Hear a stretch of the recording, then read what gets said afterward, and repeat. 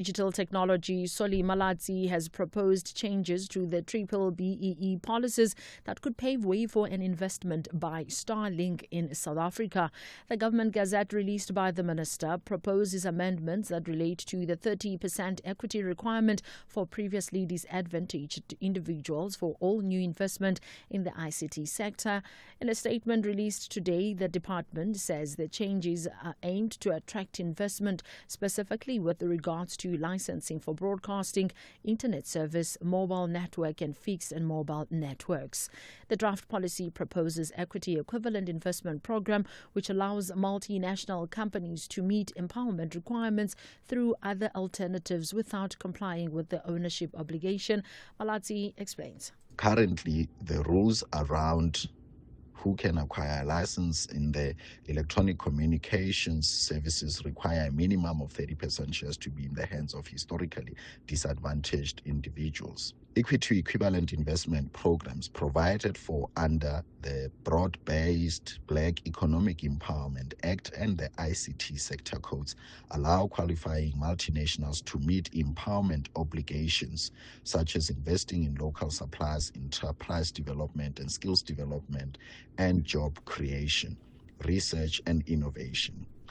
Minister of Defence and Military Veterans Angie Motshekga says more funds are needed to complete the repair and maintenance work at one military hospital in Pretoria. After 25 years of lack of maintenance and repairs at the facility amounting to 1 billion rand, it remains in a state of disrepair. One military hospital is owned and operated by the SANDF and is responsible for the health care of all SANDF personnel, including veterans and government officials. Motshekga could not give timelines for the work on the hospital to be completed. One, it continues to be a very important institution, as members have said, for our defence force, but also for even our veterans. So there's complete commitment. The timelines, Chair, are going to be determined by whether we get the money. What I can assure members on an ongoing basis, both in the department, even with the military hospital one staff, because they're also quite anxious about the challenges that confront them. We are extremely committed, and that's why we discuss the matter on an ongoing basis. An attempted murder charge has been added to the charge sheet of a man accused of starting fires that destroyed sections of the Tembisa hospital last month. Alleged arsonist, 48-year-old Tembinkosi Manqunyana, also faces another charge of damage to essential infrastructure.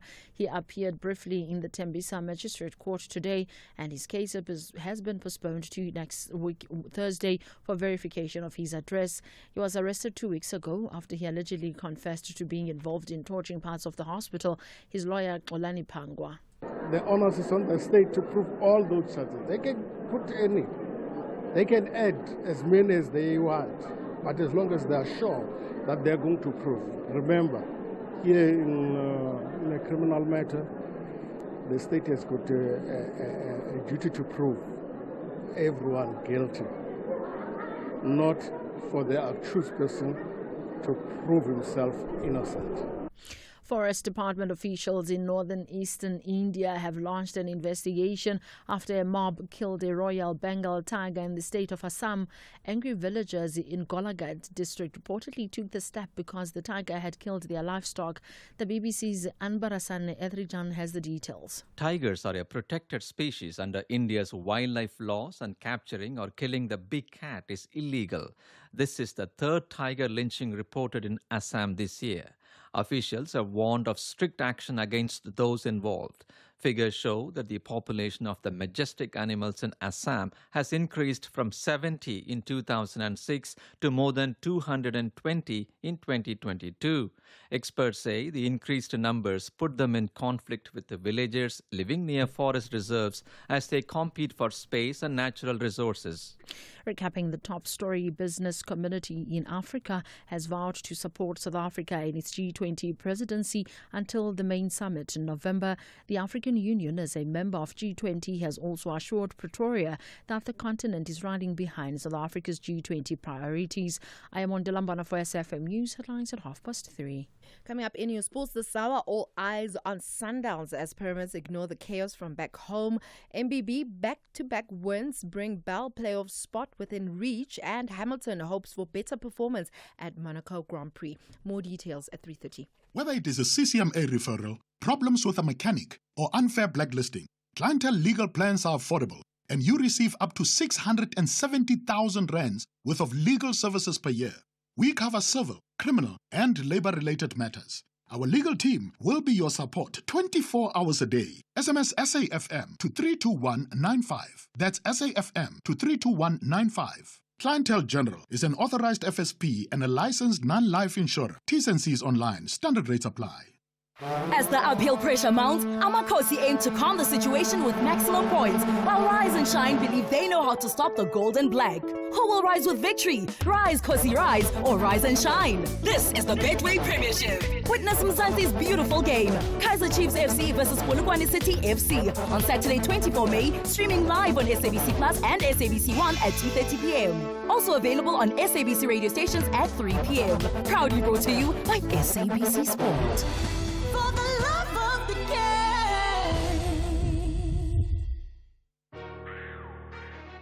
Your nights just got a turbo boost. Buckle up, because at 10 p.m. it's all thrill, mystery and pure entertainment. Mondays to Wednesdays, we are back on the track with Top Gear Season 14, where speed meets insanity and the world's wildest cars get pushed to their limits. On Thursdays, we uncover the truth in Imposter, Back from the Dead. Season 1 kicks off with chilling twists in a tale of deception, survival, and secrets long buried. Fridays, we take a deep dive into the unknown with Secrets of the Bermuda, exploring the myths, the disappearances, and the terrifying truth behind the world's most infamous triangle. 3 explosive shows, 1 unforgettable hour. It all starts at 10 p.m. only on S3. Don't miss it! Ultimate Value is opening an account with 34 benefits while getting her a treat. Ultimate Success is getting her the ballet shoes that you promised. With the 2,000 Rand balance booster, Ultimate Goals is living life on your own terms with a credit card with 0 monthly fees. Absa Ultimate Banking is about having it all in one account for 98 Rand per month. Apply online now. Your story matters. Absa, subject to affordability and scoring. T's and C's apply. Absa is an authorized FSP and a registered credit provider. Specsavers Audiology, South Africa's largest audiology group, brings you the all-new Clarity Pro rechargeable hearing aids. Experience cutting-edge features at a price you can afford. For a limited time only, buy 1 Clarity Pro rechargeable hearing aid and get 50% off the second. You heard right. Buy 1 and get 50% off the second. Visit specsavers.co.za to find your nearest store and ask for Clarity Pro today. Specsavers Audiology. Test your hearing and join the conversation. T's and C's apply. Well, this isn't just a match. It's a broadcast on a scale like never before. SABC Sport presents the CAF final between Mamelodi Sundowns and Pyramids, live from Loftus. Over 100 expert crew members, a staggering 28 cameras, and the latest technology, bringing you every second of the action from every angle. Experience the biggest African football showdown produced by SABC Sport and delivered straight to you on SABC3, streaming on SABC Plus, and across 12 SABC radio stations nationwide. Witness the power, the passion, and the magnitude of the ultimate African final, only with SABC Sport, where champions are made.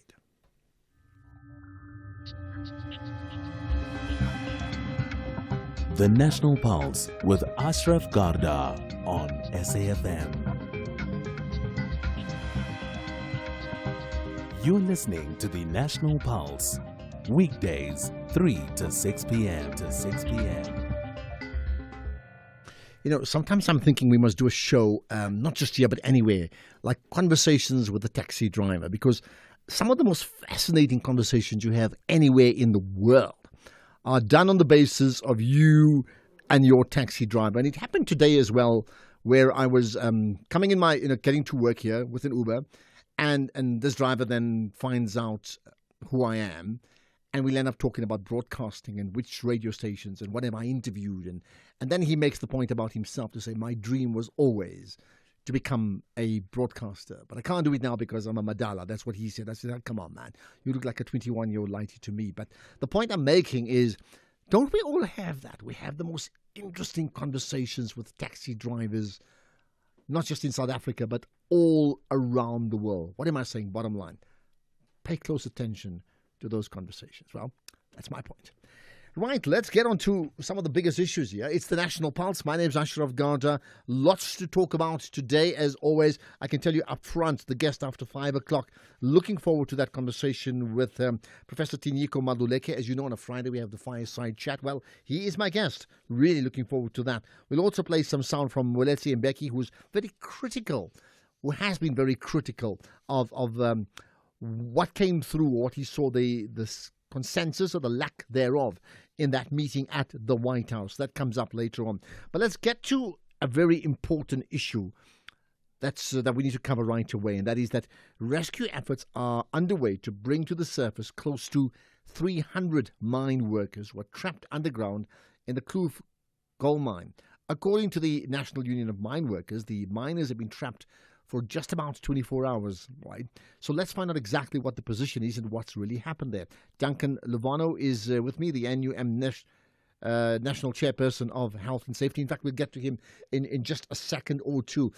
What I may just ask you right away, if you know much about, if you know someone, one of those people who are amongst the 300 odd trapped in that mine, and I hope the answer is no, but there's a chance you may well know. If you know someone who's trapped, what are your feelings about it? Because obviously the safety issue is critical, right?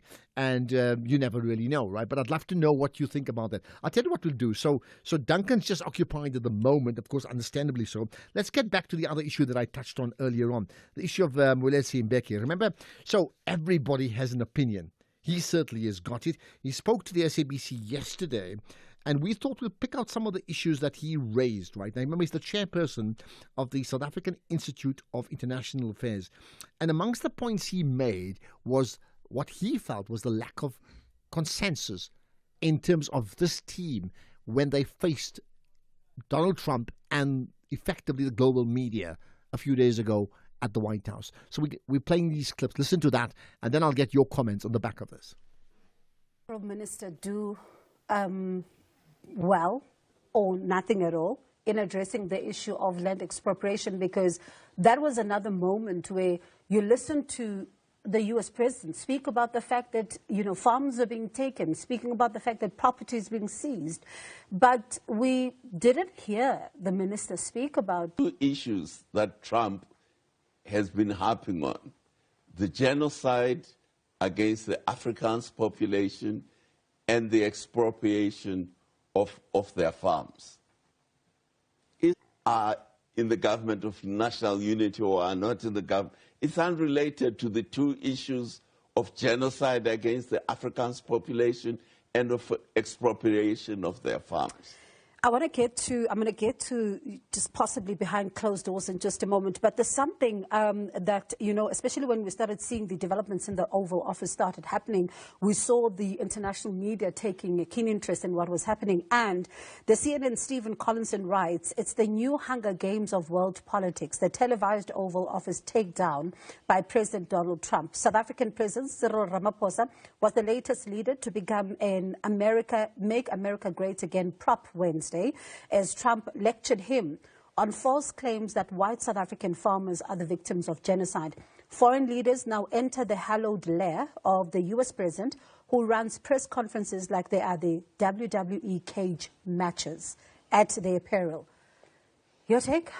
Well, my company used to produce a program called Big Brother. It's called reality TV. That's what Trump does in the Oval Office with foreign heads of state. He sets the questions, he is the judge, he is the jury, and he decides how everything. And it creates a lot of drama, which is what we used to create when we produced Big Brother. It was never unrehearsed, by the way. There was a lot of planning. But that's what that Oval Office encounter is. It's a lot of drama where Trump comes out always as the winner. He's always the winner. So how do you then, as a world leader, particularly President Cyril Ramaphosa, come into the Oval Office against this man who never wants to lose, seen as a bully by some, and still be able to set and assert yourself and set the agenda for your country, put your best foot forward, without also antagonizing him? Yes, but Trump also has a question to answer. Why is he building up a group? And it's a very well-targeted group, by the way. He is targeting the blue-collar white workers in South Africa, who are predominantly Afrikaans. He's targeting that group. He's targeting the lower middle-class Afrikaans-speaking white group. So it's a well-targeted group which he is taking to America. Now, why is he taking this group to America? Cyril should have asked him, why are you taking these people to America? What do you do with them? When they get to America, what do you train them to do? Do you think that question didn't come up behind closed doors? I don't know, but it didn't come out. It doesn't matter whether it came out or not behind closed. It matters what it tells the people of South Africa. We're having sections of our population being turned against the South African government by Donald Trump. What does he plan to do with these people? Is he planning to organize an insurrection against the South African government? Because he's running this narrative about this hugely victimized section, and a very clearly targeted section of our population. Is he going to use this population for an insurrection against the government of South? That he should have asked him. Our president should have asked him, is that what you're planning to do with these people? And then let's hear what Trump says. Was that the moment for Team South Africa to pull out the stats and actually try and counter what is a narrative that we all know is false? No, Trump is not interested in statistics. He's interested in effect. Statistics don't give effect. He wants drama. You can't create drama with statistics. You have to make a story. He gives a story. He doesn't give any statistics. He shows these crosses. You know, if you go to Arlington Cemetery in Virginia, you have crosses like that for the soldiers who have been killed in the many wars America is fighting. If you go to France, in the cemeteries from the First World War, the Second World War, you have crosses like that. The cemeteries of the Commonwealth, in Belgium, you have crosses. You could take a picture like that anyway. So in light of what you just said, right, and looking at Team South Africa's performance in the Oval Office, that delegation, do you think, because you say they were ill-prepared, do you think behind closed doors they were possibly better prepared? I doubt it. I doubt it. Because the question is, what does Trump want from South Africa? They should have asked him that question. He's preoccupying himself with the internal affairs of South Africa. What's he after? What does he want from us? Instead, they go there and ask him for help. They say, we're a crime-ridden society. We need help. We need drones. We need this, that, and that. South Africa makes drones. We don't need to go to the Americas to be given drones. We make drones. So when Johan Rupert speaks about Starlink, that it must be at every police station in the country, was that the ground being prepared for that? I have no idea what that was all about. Why do we need Starlink?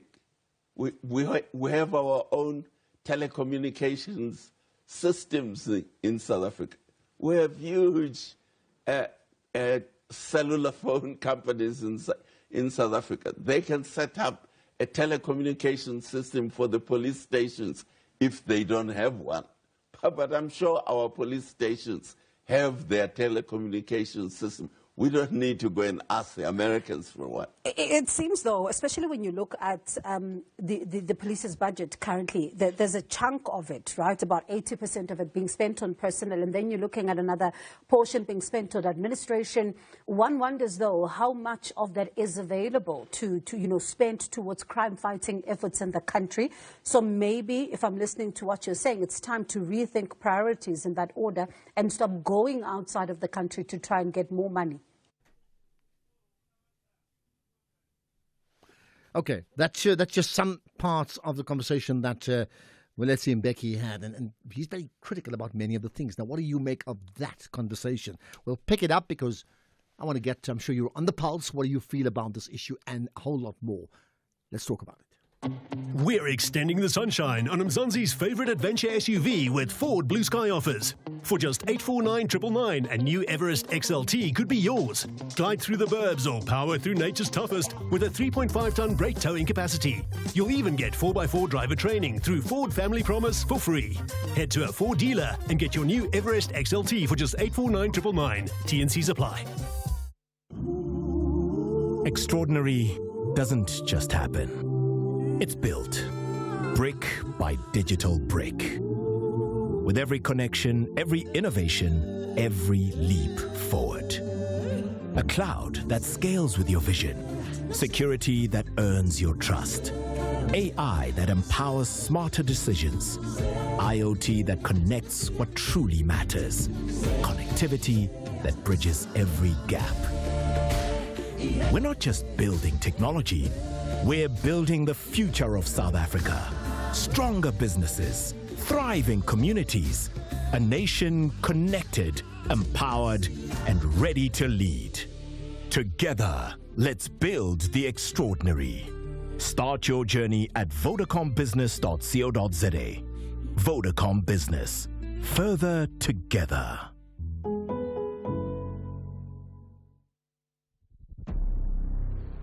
We all have an enemy. Not me. Oh, please. Trust me, you do. Some are vocal about it. I mean, they don't shy away from it. Open hatred. Well, at least they're honest about it. Then you get our Satan. Oh, they will hate you in the shadows. Consult the Magoya of Baloi. Maybe an Nkabi for you here and there. Trash your name until it can't even be recycled. Tune into My Secret Enemy and get a front row seat to some of the most spine-chilling stories in the Hall of Betrayal. My Secret Enemy, Mondays at 6 p.m. only on S3. Open up.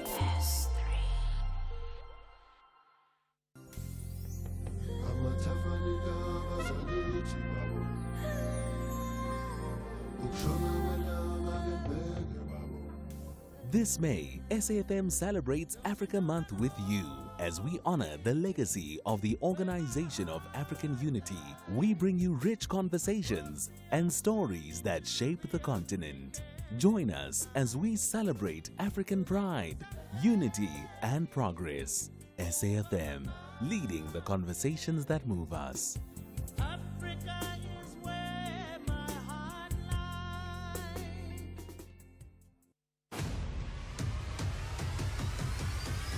Ashraf Garda is streaming live now on Facebook, YouTube, and X at SAFM Radio. Right, here's some breaking news you might have missed, right? Gordon, who's a 44-year-old man, switched to OUTsurance and now saves an unbelievable 2,794 rands a month. You got that 2,794 on his 2019 Ford Everest 2-litre automatic. Imagine having 2,794 rands more money every month. OUTsurance clients always get something out. You could too. Get a quote today and see how much they could save you on your car insurance. Make today the day you switch and save with OUTsurance. SMS OUT to 30754. That's OUT to 30754. A licensed insurer and FSP. T's and C's online. Ashraf Garda on SAFM. So you certainly can watch that full interview. You should get it on YouTube or the SABC Plus channel. That with Wilethi Mbeki was interviewed by the Full View anchor. And of course, you can also listen to Bongiwe Zwane hosting the SAFM Weekend View. So tomorrow morning, absolutely, right? Okay. Right, let's, but certainly comments from you on that conversation and maybe a rethink in terms of the why South Africa went there and did they get what they wanted. I know it's been going on for a few days, but still, there's more on that, right? To connect, 0614 104 107, that's WhatsApp, text or voice note, 30 seconds, please, max, with the voice notes. To call in live, it's 086 000 2032. And love the fact that people tweet us, especially the regulars and those who are listening for the very first time. Well, tweet your views using that hashtag, The National Pulse. Right, let's go into another issue as part of our Global Watch feature. As we're observing Africa Month. Our guest is Philani Mdingi, who explains why data sovereignty is Africa's next liberation struggle. Ndingi is of the view that data sovereignty is not just a luxury, but a necessity for digital self-determination that African nations must invest in. Let's find out more about just that and what the implications may well be for all of us, I would think, with Philani Mdingi, the Executive Director for Tech for Good. Much appreciate your time here on the National Pulse. Hello, Philani. Good afternoon to you, and good afternoon to your listeners as well. So interesting. I mean, you're with an organization called Tech for Good. You'd like to look at the good things that can emerge from technology, but the key thrust of your conversation is like we have to embrace technology as a continent and effectively own it, right? Certainly, we need to, as you put it, embrace technology, but also very importantly to own it. And the implications of ownership really about data sovereignty. As you all know, technology, in particular, the internet, is particularly driven by data and information. And that is very important that we own that, so to speak. Okay.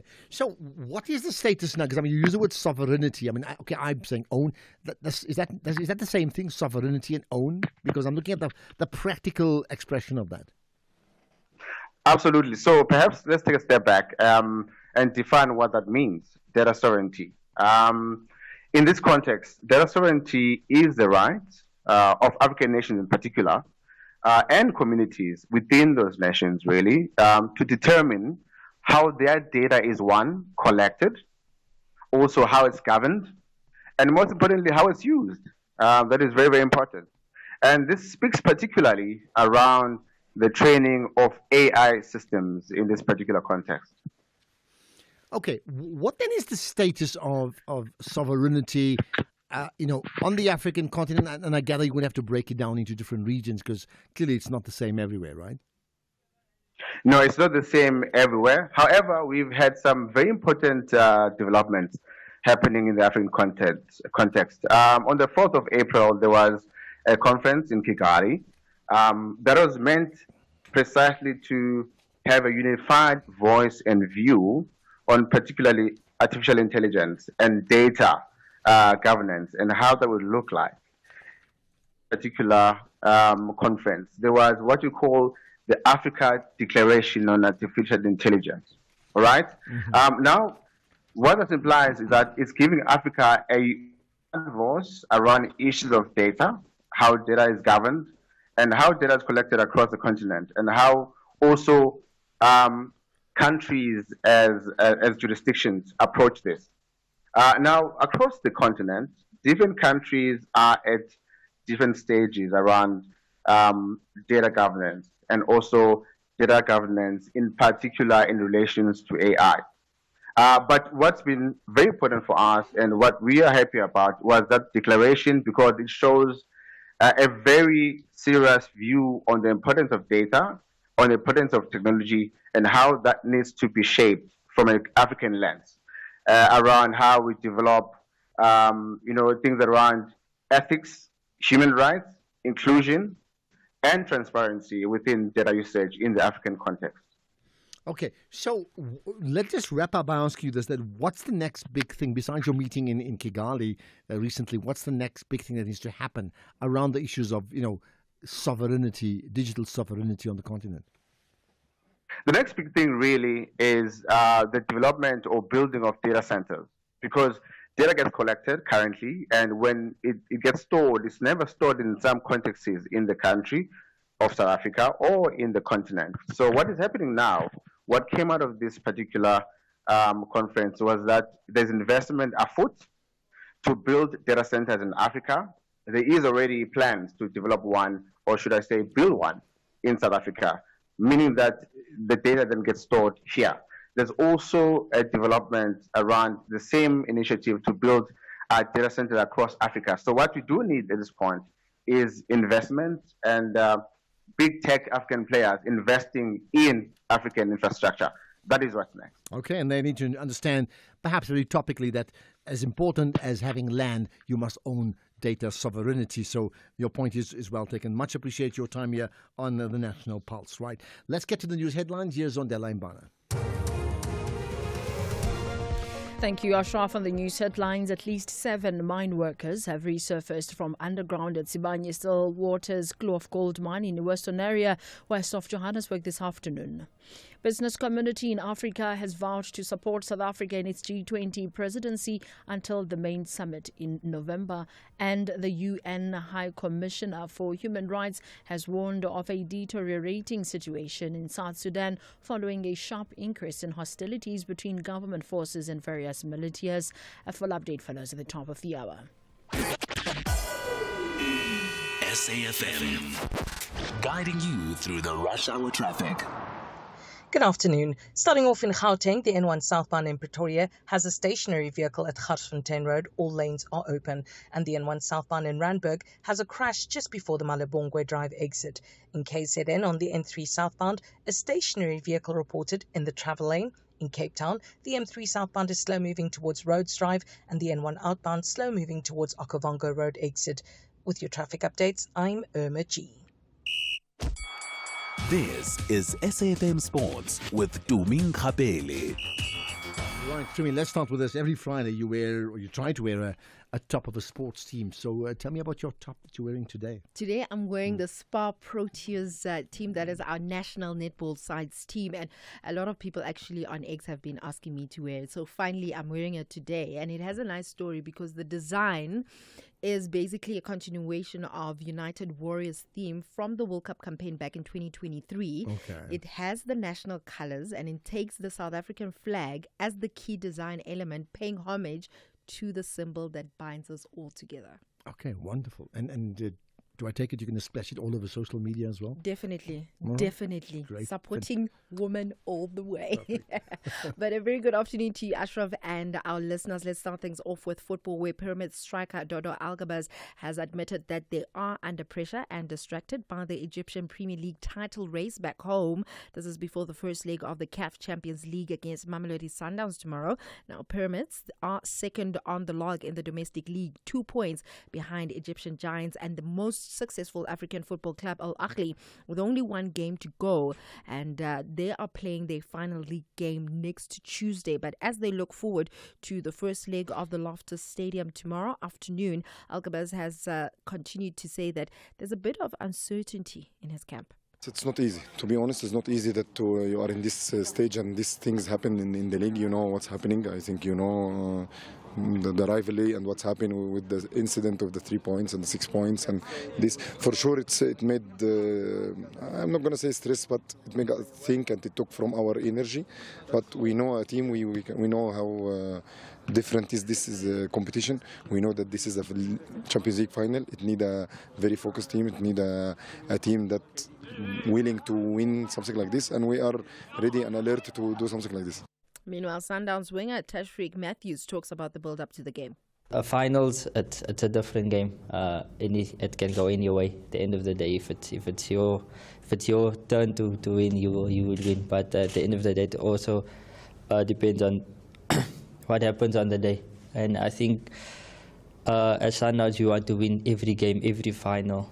Doesn't matter if it's a friendly as well. We want to win every time, and sometimes it just doesn't go your way. Also, Neymar returned to action yesterday after more than a month on the sidelines due to a thigh injury, but the Brazilian was unable to prevent Santos from exiting the Copa do Brasil after they lost 5-4 in a penalty shootout against CRB. The former Barcelona and Paris Saint-Germain forward has had a horrible run of injuries and left the pitch in tears last month after suffering his second significant injury of the year. Now, the 33-year-old returned to his boyhood side at Santos after his stint at Saudi Arabia's Al Hilal, with contracts at the Brazilian side running until the 30th of June. So the big question is, are they going to renew his contract with all these injuries? And I've always said I was always looking forward to seeing how Neymar Ashraf is going to do because he's shown a lot of potential. But unfortunately, with all these injuries, they've literally ruined his career. And if he's not being injured, his career has taken a bit of a dive. I mean, you do understand what I'm saying. Yeah. Absolutely. Moving on to basketball, made by basketball head coach Sam Vincent says that their back-to-back wins in the Basketball League Now conference, it shows their growth as the tournament progresses. MBB started off their campaign with defeats to Al-Ahli Tripoli and their host Ampi before avenging their defeat with a 94-88 win last night after getting their first win against Nairobi City Thunder earlier in the week. Now, the two wins see the South African side keep alive their hopes of qualifying for the playoffs in Pretoria next month, and Vincent feels that his players are slowly finding their rhythm. I would just say growth. Our team has grown. When you put new guys together, even when they're very talented, it takes time to build chemistry and to get to know each other. And now our guys have gotten to the point where they play together, they joke together. The bonding has really been happening, and we can see it on the floor. Guys are communicating, they're covering for each other, looking for each other, and that's making us a stronger team. So I think where we are today, in the next game, we want to play a little bit better. Our goal is to keep on getting better every time we play. In tennis, four-time French Open champion Iga Swiatek will face a serious challenge to her dominance of the tournament this month, with the former world number one going to Paris on the back of a disappointing season so far. Swiatek has so far failed to win a title this year, despite a few deep runs in tournaments, including the Australian Open semi-finals. The 23-year-old has already lost 9 matches this season, as many as in all of 2024, while she has not reached a clay court final ahead of her bid to retain the French Open.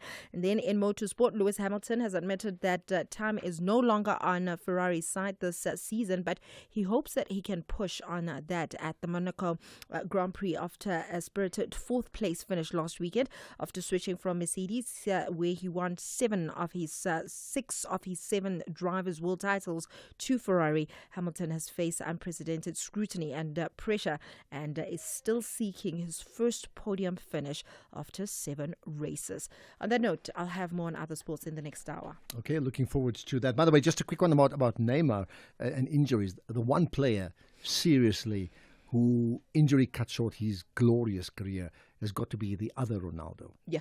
The Brazilian Ronaldo. Definitely. What a magnificent... I mean, they call him the phenomenon. What a footballer. And then in rugby terms, Jonah Lomu. Absolutely.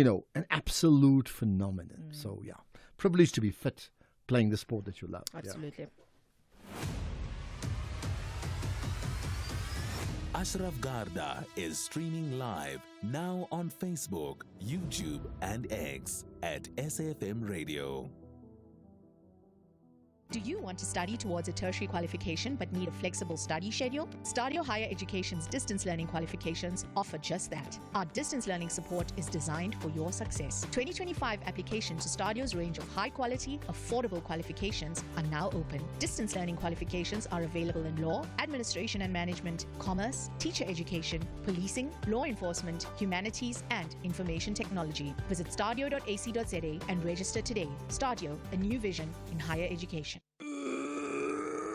Honey, what are you doing? I'm stretching for tonight. I thought you're not dancing at bachelorette parties anymore. Baby, we need the money to put Johnny through matric mos. And what's the police uniform for? The clients feel safer when I wear it. No, man, just sell your bucky to We Buy Cars. They give the best prices and they pay you within minutes. Okay, but can I just go and dance one more time, please? You know how much I love it. No, the buyer's already on his way here. Wow, okay. Strapped for cash? Just sell your vehicle to We Buy Cars. The easiest way to sell your car by far. every person, no matter who you are, what music you're inclined to listen to, and what you do with your weekends. You need a weekend playlist.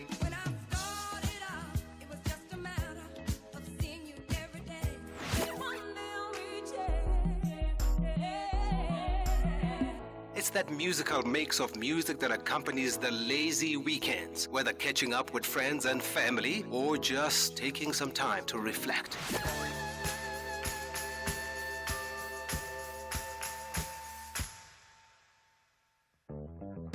Tune in to The Soundtrack of Your Life with me, Ernest Pillay, Saturdays and Sundays, 1 to 4 on SAFM. Ashraf Garda on SAFM. Okay, so, the issue of crime is very topical. One, because of the refugee issue, then the genocide issue, then, of course, Donald Trump hearing from South Africa's President Ramaphosa that, no, we don't have a genocide, but we do have crime, or we have high crime, and we need all the assistance we can get, or something like that. So there's some important numbers that have come through in this fight against crime, that the murder rate has decreased by 12.4%. That, of course, of a very high base, right, compared to others. However, there's still lots of work to be done, as the Ministry of Police acknowledges that the issue of violent crime remains a major problem in our country. According to the police, some of the fourth quarter successes were achieved through targeted, intelligence-driven operations. So the question is, how do we then extend that, isn't it, across the board in this fight against crime? Let's get the thoughts of Dr. Chris de Kock, who's an independent crime and violence analyst. Dr. de Kock, appreciate your time here on the National Pulse. Yeah, thank you, and to the listeners as well. Thank you. Let's start with those numbers. I mean, you hear about this murder rate decreasing by 12.4%. Yes, of a high base. I mean, is that encouraging, or is that like okay because the base is still so high? It's encouraging and okay, because although the base is high, I mean, in the previous 2 years, murder escalated very, very significantly, and it is standing now at a very high base. Actually, the same high base as we had in the end of the 90s. But I mean, a 12.4% drop in murder for this last quarter of the financial year, is very significant. If I can take the 4 quarters, in the first quarter of this last year, there was only a very small drop of 0.5%. Then in the second quarter, it became 5.8%. In the third quarter, minus 9.8%, which means this one is even higher, which show that the police are doing something correctly on, I think, especially visible crime. Visible policing and intelligence-driven or information-driven visible policing. I think they are getting the act together. Well, and if they follow... Yeah, it's interesting. I mean, the police actually talk about what they call targeted intelligence-driven operations. So explain, what does that mean, targeted intelligence-driven? Well, for me, at the station level, they've got analysts. Maybe not as many as about 15 years ago, but they've got analysts, at least 1 or 2 at each station. And these people are looking at the crime pattern. Where does crime occur? At which street corner a specific crime occur, or at which shopping center, and so on and so on. So they identify hotspots of different crimes. And they look at the time that these crimes occur in the evening, say between 8 and 12. And then they do their operational planning, their visible patrolling, their roadblocks, and everything on top of this. Now, if you follow that pattern, you will then at least shift the crime out of your precinct. If I'm the station commissioner, say, of a certain place, I will push the crime out to my neighbor. And if the neighbor do the same, you will then at least make it very difficult for the criminals to operate. And with that, you can achieve significant decreases. To tell you, for example, murder between 2003 and 2010-11, murder was pushed down from the very same level as it is now, 25,000 plus minus, down to 15,000, just by following that recipe. So that's one kind of intelligence. Your intelligence at the station, which just look at your crime pattern, which link your crime cases with each other to see if it's the same people operating there, and then use that information to do your visible policing and crime prevention. And The other kind of crime intelligence that you will find is where you identify your who's who in organized crime.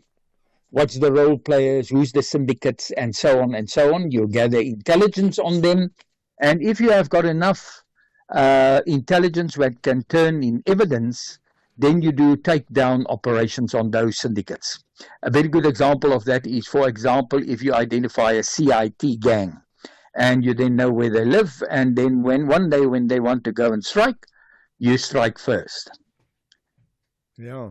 Okay. How, so this is good news, I think, for all of us who are, horrified by crime in general and especially by violent crime and murders. It's the one thing that freaks every one of us out. I know that. I think the obvious thing is that, okay, how do we sustain this and extend it to all sectors of society? So forget even violent crime. We don't even talk about stealing of mobile phones, and that happens every day. That means, what I'm saying, how do we get to a position where the streets are free for us to walk on? Well, again, I think the main thing lies with visible, intelligence-driven or information-driven, because that I will call information-driven visible policing. I think that's the most important thing. But there's also other things that the police must get right. One of them is we know that crime intelligence is not in a good shape. Crime intelligence is actually in a bad shape. They should really get it in order so that they can do more on intelligence gathering on specific organized crime groups, and then concentrate together with the Hawks in the takedown process of those syndicates.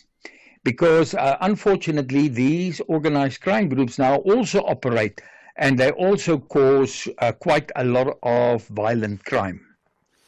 And then another area where I think the police can also get their act together is on the detection side. All this reduction of violent crime like murder and attempted murder, and even robbery I see is down, even carjacking is down quite significantly. But there must now be successes in terms of arrests, and then also to see these cases through the court successfully. Let me end with this. I mean, all of that sounds good. One of the biggest problems that we have in South Africa is the lack of budget, right? I mean, we have a constrained or restrained budget for so many things, and therefore we have issues like compromises in education and in healthcare. I mean, would the same not apply here? That means, to what degree are we constrained by budgets to be able to be effective with our technological advances in curbing crime? And the second one is the actual appointments of the right people with the right will to get the job done, because that's been another issue, that for too long in too many key departments, there's just no real will to hire the best people to execute the best jobs. Yeah, I think we must start there with your last remark about the right people for the right positions. And then also, experienced people and people who have the knowledge. Because unfortunately, if I look at the detectives, I think one of the things that they are short of is experience.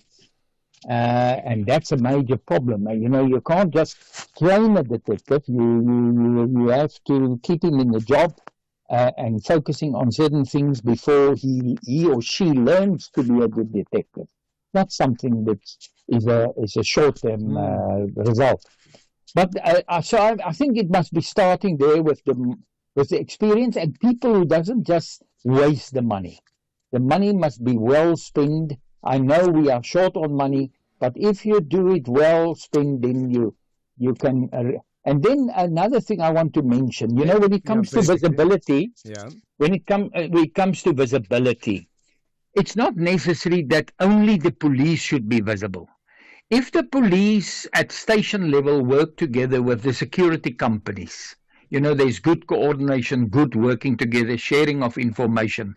And then also with the civilian structures like the patrollers of the CPFs, if you can combine those three forces in a viable force, and you work with the information, you can achieve very big success. Okay, and I get a sense from just some of my experiences with CPFs, certainly in the city of Joburg, there's a huge commitment to doing just that. So much appreciate your time, Dr. Chris de Kock, independent crime and violence analyst, and the murder rate down 12.4%. Long may that continue its fall down to absolutely nothing. Don't you think so? Right, I want to hear what you have to say. You're on the pulse. Let's get your thoughts on some of the biggest issues that we talk about today, all day. Whether it is a CCMA referral, problems with a mechanic, or unfair blacklisting, Clientele legal plans are affordable, and you receive up to 670,000 rands worth of legal services per year. We cover civil, criminal, and labor-related matters. Our legal team will be your support 24 hours a day. SMS SAFM to 32195. That's SAFM to 32195. Clientele General is an authorized FSP and a licensed non-life insurer. T's and C's online. Standard rates apply. WAFCON defending champions Banyana Banyana have a crucial meeting with the Zebras. Both nations are elevating their preparations for the highly anticipated Women's Africa Cup of Nations in Morocco. This is the international friendly. Experience the Southern African Derby, South Africa versus Botswana, this Wednesday 28 May at 2:30 p.m. Streaming live on SABC Plus, S3 and SABC Sport on DTT Channel 4. Proudly brought to you by SABC Sport. For the love of the game. We all have an enemy. Not me. Oh, please. Trust me, you do. Some are vocal about it. I mean, they don't shy away from it. Open hatred. Well, at least they're honest about it. Then you get our Satan. Oh, they will hate you in the shadows. Consult the Magoya of Baloi. Maybe an Nkabi for you here and there. Trash your name until it can't even be recycled. Tune into My Secret Enemy and get a front row seat to some of the most spine-chilling stories in the Hall of Betrayal. My Secret Enemy, Mondays at 6 p.m. only on S3. Open up. Ashraf Garda on SAFM. And just to pick up on those crime numbers, yes, where the murder rate has gone down, but still the numbers are huge. I mean, if you look at this, right, in between January and March of this year, 5,727 people were murdered. So that's something like 63 per day or 3 per hour. I mean, that is just so unacceptable, no matter what. And when it comes to issues of rape, reported rape, that is, 10,668. That's an average of 118 per day, or 5 people are being raped every hour. So if this show is on for 3 hours, by the time the show ends in 3 hours, 15 people would have been raped. And then there's 214 kidnappings linked to ransom, also reported. I picked up some comments from Yusuf Abramji's crime stat that he just posted as well.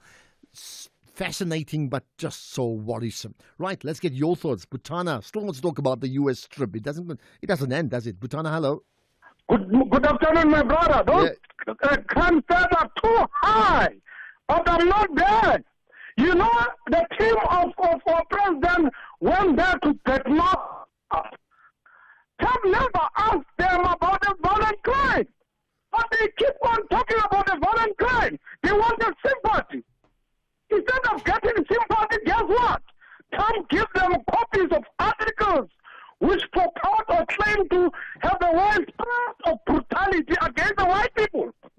That's what Trump gives them. There was no sympathy there. We don't know what else they give Trump on the trade because they promised even minerals to Trump. Really now.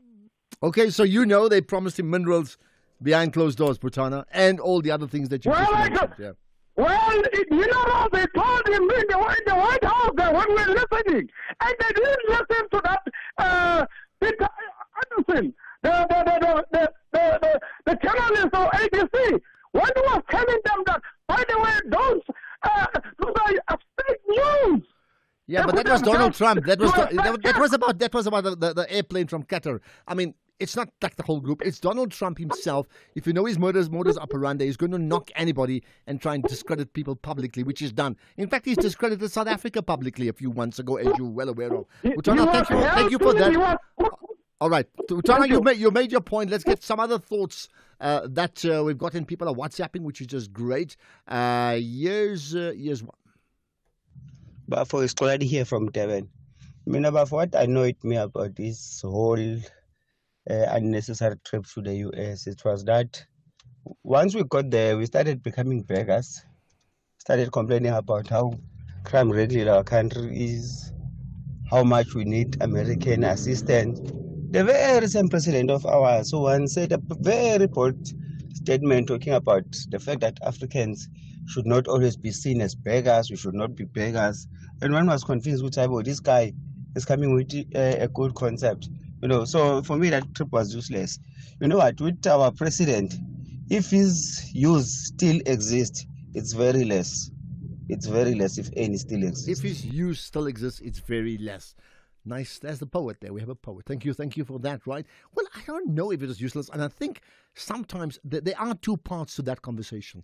What was happening in the public gaze in terms of the live television coverage and what happens behind closed doors.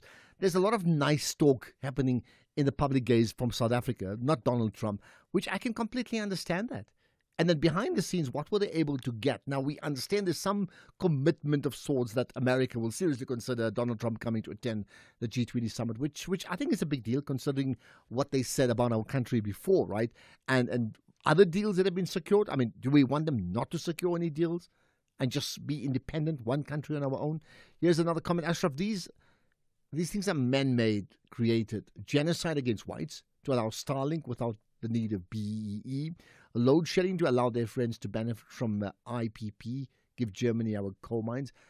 Killing Transnet to allow the friends to run the railways, chow money via trucks. Kill SAA to allow private companies to run Sun Airways. There we are. You've got it all worked out. By the way, like your spelling of Ashraf, you got it ASHRAPH, which is an F pronunciation, but in fact, it just is an F at the end there, just so that you know, right? Thank you for that. I wonder if anybody agrees with all the things you've just mentioned, right? Let's get another one. Afternoon, Ashraf. Here in Kala, Ashraf. Ashraf, we need to do introspection to ourselves as South Africans. If we really want this country to prosper, to have a better future, good deeds and planning is all it takes, Ashraf. It's true, Ashraf, that South Africa and America need each other, including the presence of South Africans who are whites in this country for prosperity. Not this unfunded saying that we have it all in Africa, we can solve our problem. That's future tense impossible. That never happened and will never happen, specifically in Africa. Thanks, Ashraf. Thank you. Well, I think you raise a sober point. Listen, it's Africa Day being celebrated tomorrow, so it's an important weekend. And I certainly want South Africa to prosper as a country and Africa to prosper as a continent. But to also say at this point in time, we don't need anybody else. When our GDP, I mentioned it the other day, I think from Abdullah Varachia, our GDP of the continent is like 3 or 4%. Don't take my word for it exactly. And he made the point that the USA on its own is like 30%. That tells you just what a leeway we have to make up. And you can't just do it on your own. You have to do collaborations with those that have the advantage for now until things maybe turn around. Afternoon, Ashraf. Wait, I've got that already. Here's another. Ashraf, why the leader of DA labeled Mr. Malema a rebel? Will he say the same about Kaligril if that is not a racism? Just asking in two words. Thank you. Well, when we get a chance to talk to him, we will. But point you raise, I mean, yes, why is he called a rebel? You could say someone that we don't agree with. We don't agree with his policies because remember the chanting of, kill the Boer, kill the farmer is not illegal in South Africa because it's symbolical. Yet, maybe the same may apply to AfriForum. What they say is not illegal. You may not like it. I'm listening to the gentleman who's explaining about the trip and all that. Firstly, I'm a little bit disturbed by the way he's laughing on the matter like this. And they said you can build drones and all that. It looked like it's a little bit, I don't know, one of those big politicians who are living under the rock, Firstly, America, the economic superpower, we will never ignore that. You know, we can go for back and forth arguing about this and that and all that. So it was not wrong for president to beg for some technology, for some assistance. I mean, all those thrifts that are being cut, all this like a US aid that is cut, it's affecting poor people. So the way he's laughing, talking about this, it's really, really disturbing. I'm sorry to say that. Okay, Rabrani from Cape Town. Well, never apologize for what you feel, but the person you were talking about, this hot shot, is Moletsi Mbeki, who just happens to be the brother of the former president of South Africa. Right, let's get the news. It's 4 o'clock. Here's Ondela.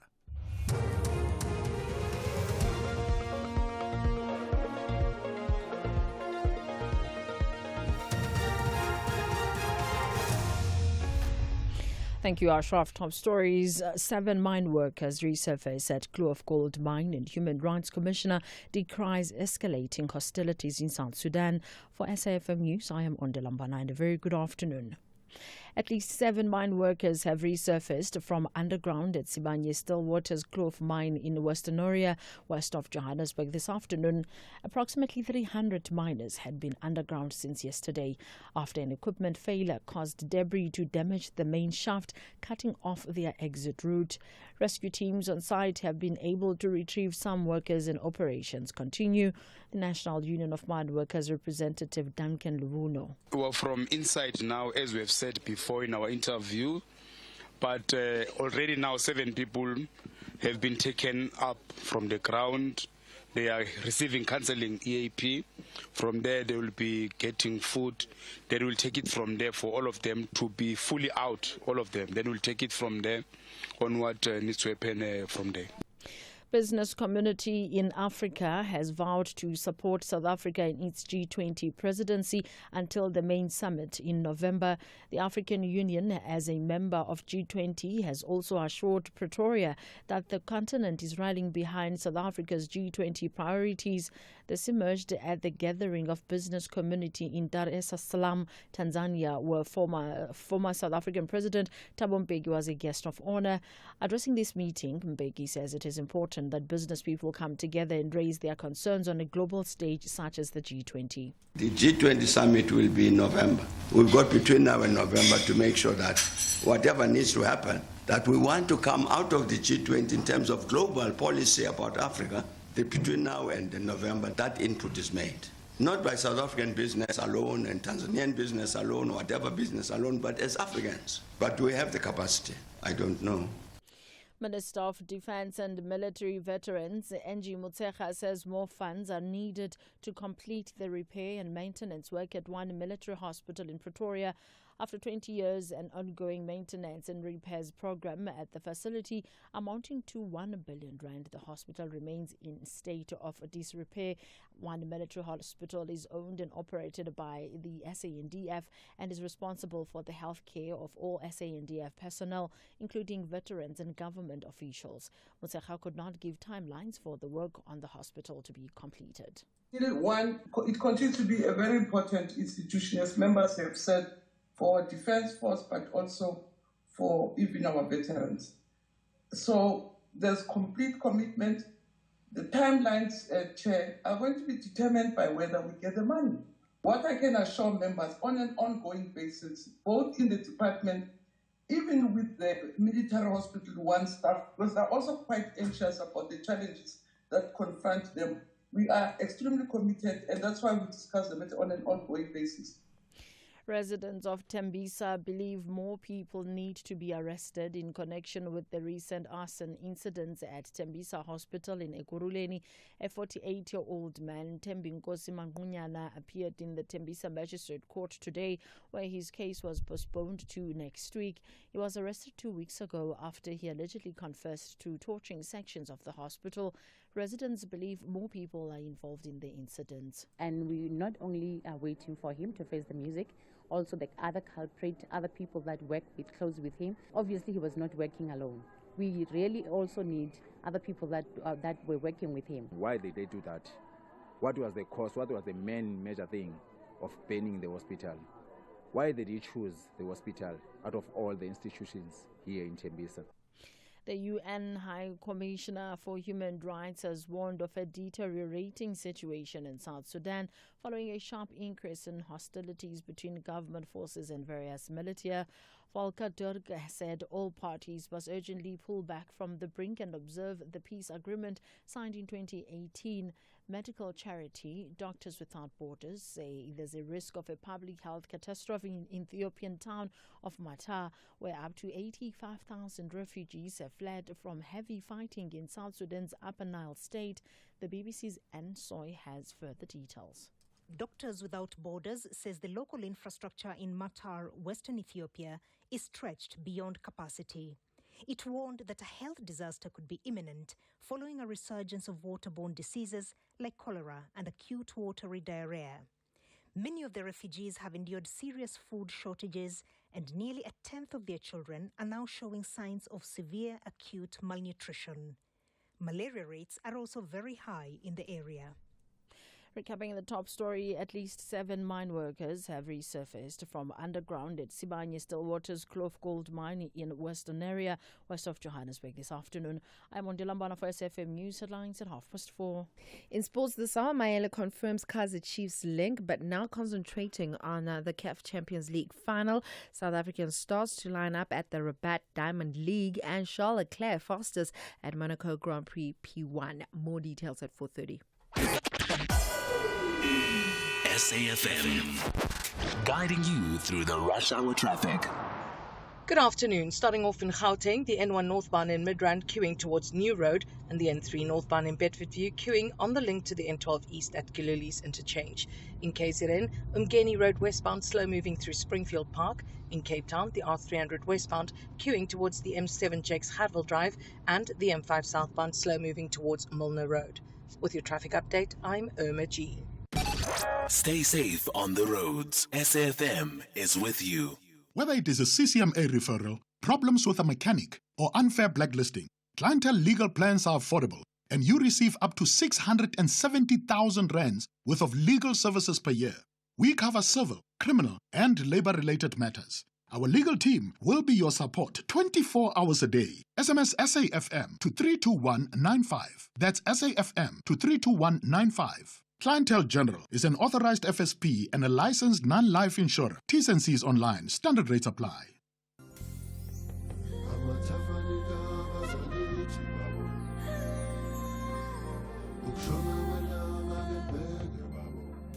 This May, SAFM celebrates Africa Month with you as we honor the legacy of the Organization of African Unity.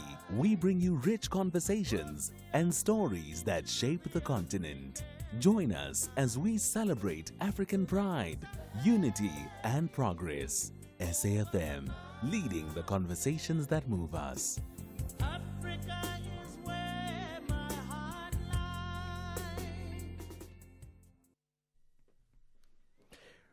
Right now, you know, this isn't just a match. It's a broadcast on a scale like never before. SABC Sport presents the CAF final between Mamelodi Sundowns and Pyramids, live from Loftus. Over 100 expert crew members, a staggering 28 cameras, and the latest technology, bringing you every second of the action from every angle. Experience the biggest African football showdown, produced by SABC Sport and delivered straight to you on SABC3, streaming on SABC Plus, and across 12 SABC radio stations nationwide. Witness the power, the passion, and the magnitude of the ultimate African final, only with SABC Sport, where champions are made. The National Pulse with Ashraf Garda on SAFM. You're listening to the National Pulse, weekdays 3 to 6 p.m. Right, do not forget, we'll be chatting to Professor Tinyiko Maluleke coming up after 5 o'clock as part of the Friday Fireside Chat. Really looking forward to that conversation. He's the Vice Chancellor and the Principal of the Tshwane University of Technology. In the meantime, we touched on it earlier on regarding the miners who are trapped underground, something like 300 miners just about. Let's get an update on that with Livhuwani Mamburu, who's the NUM national spokesperson. Appreciate your time here on the National Pulse.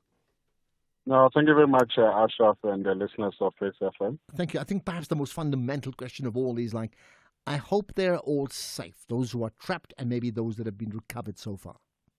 Now, the latest updates that I can give you is that at around 2 o'clock this afternoon, 30 mine workers emerged. But as I'm talking to you now, the overall number is 79, those who have emerged. Some of them are still coming back to the surface. That the lift is very slow from underground. So 79 mine workers who have been trapped underground since yesterday around 10 in the morning have emerged so far. And the reason, you use the word lifts being slow, is that the reason why they're trapped underground, or is there another factor? No, there's another factor, Ashraf. I'm informed by the NEM branch at Kloof Mine that the incident happened after they were transporting ore from underground. Ore is the stones that the workers break underground. While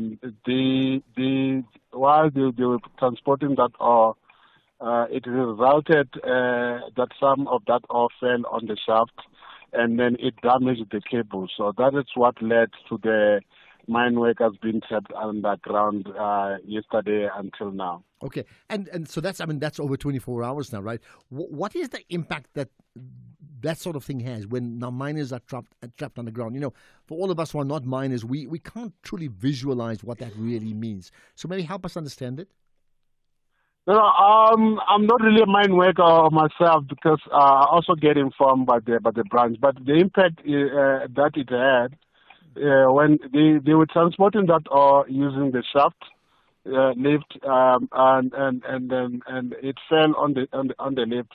So the cables that transport that ore to the surface got damaged, and the workers used the same shaft or the lift to come back to the surface after work underground. So that is what led to the workers being trapped underground, because they use the same lift to come out to the surface. Okay, so it's two things, the shaft, and as a result, it's affected the lifts as well. So what's the condition like of the people who are trapped underground? Meaning, you know, yes, I said, you made the point you're not the miner yourself, but, you know, how relatively safe and relatively comfortable are they underground? What I can tell you that after this incident, the workers remained at the station. The station is a safe area where the workers go when they want to come out to the surface. So, but the issue that we, as the NEM, we are concerned about is that they did not have access to food and water, and I'm being informed that the majority of them are traumatized. And the NEM, as we speak now, has organized some doctors to see if everybody is okay. So that is what we are doing now. But the workers were traumatized after that incident. Understandably so, yeah. When you say they didn't have access to food and water, is that normal for miners who are underground? I know they're working, but the fact that they could have a situation like that's just happened, that means, what are the safeguards against that? That means if something like this happens normally, shouldn't there be some sort of emergency access to, exactly what you said, at least water for now? Definitely, Ashraf, you're right. There should have been another escape route. Not only one route that they use to come out of underground. So the second escape route is used when there's an emergency. So that really shows that the shaft where these workers are working is not safe. And the reason is that there was no second escape route. So they had to remain underground until everything is fixed, until the lift and the shaft is fixed. And that is totally unacceptable. We cannot allow a situation where there was no escape route in terms of health and safety. What about the miners who've now been lifted to the ground already? You mentioned like 70-odd, right? Are they in good health? They may still be traumatized, but are they in reasonably good health? No, like I said to you, the majority of them are traumatized about this incident. That is why I said to you, Ashraf, that the NEM has organized some doctors to check them if they are fine, because we cannot just assume that everything is fine. There might be some injuries. You understand? So that is why we provided doctors to the workers to see if they are really healthy and safe. All right.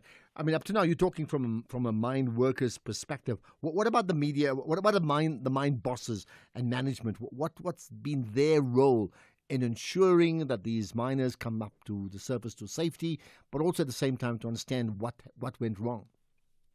We are very disappointed as the National Union of Mine Workers. Reason being that the company, Mosebane-Stillwater, wanted to hide this incident from the public and the media. And we were informed by our members at around 2 in the morning today that this incident that is happening. That is when myself as a national spokesperson, I took the matter to the media to inform the media that there's this thing happening. It cannot be correct that the company is quiet. The Department of Mineral Resources is also quiet.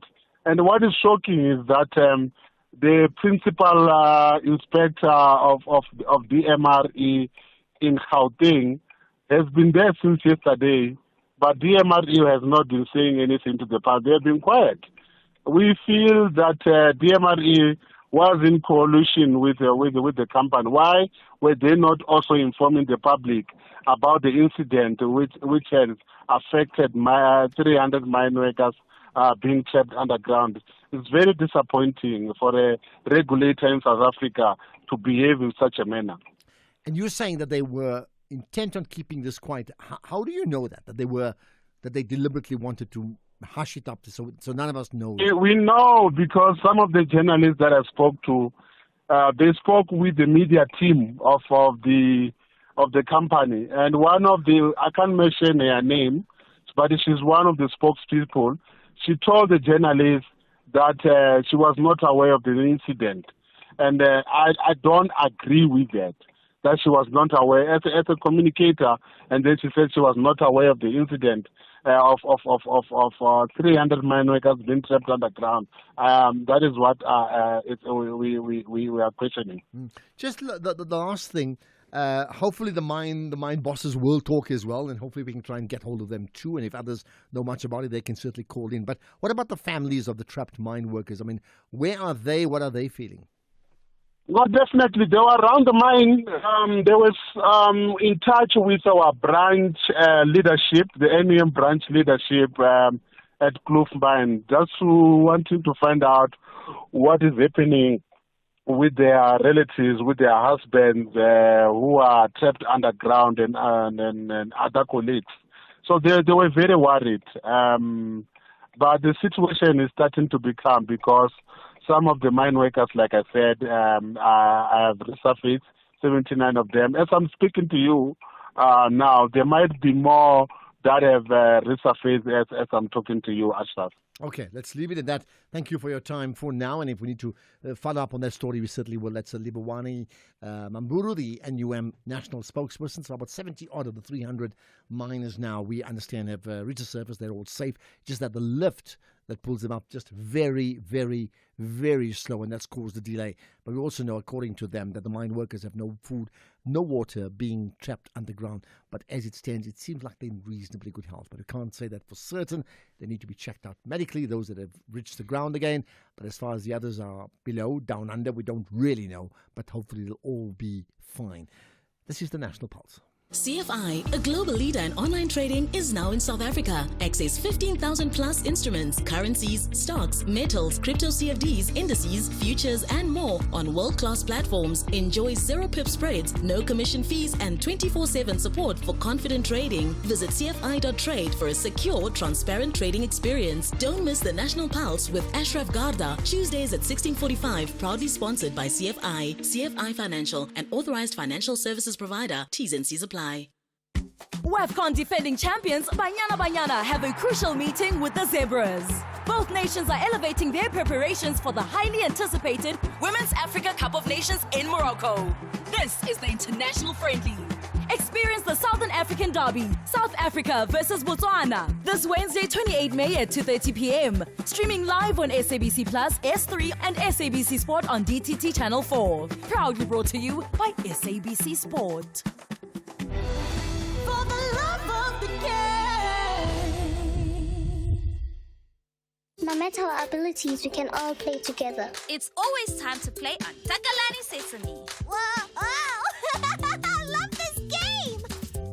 Learning new things is the best part about having a friend who knows something you don't know. Oh, yay! We are all special in our own way. Tune in to see what makes you special for the all-new episodes of Takalani Sesame. Weekdays at 3 p.m. on SABC2.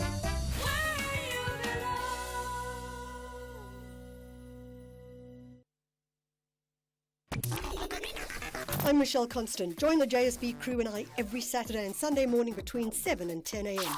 We promise to keep you informed and entertained with innovation, culture, cars, travel, life learnings, environment, and of course, your big fat juicy. Small stories, big ideas, massive inspiration. The Jet Set Breakfast on SAFM.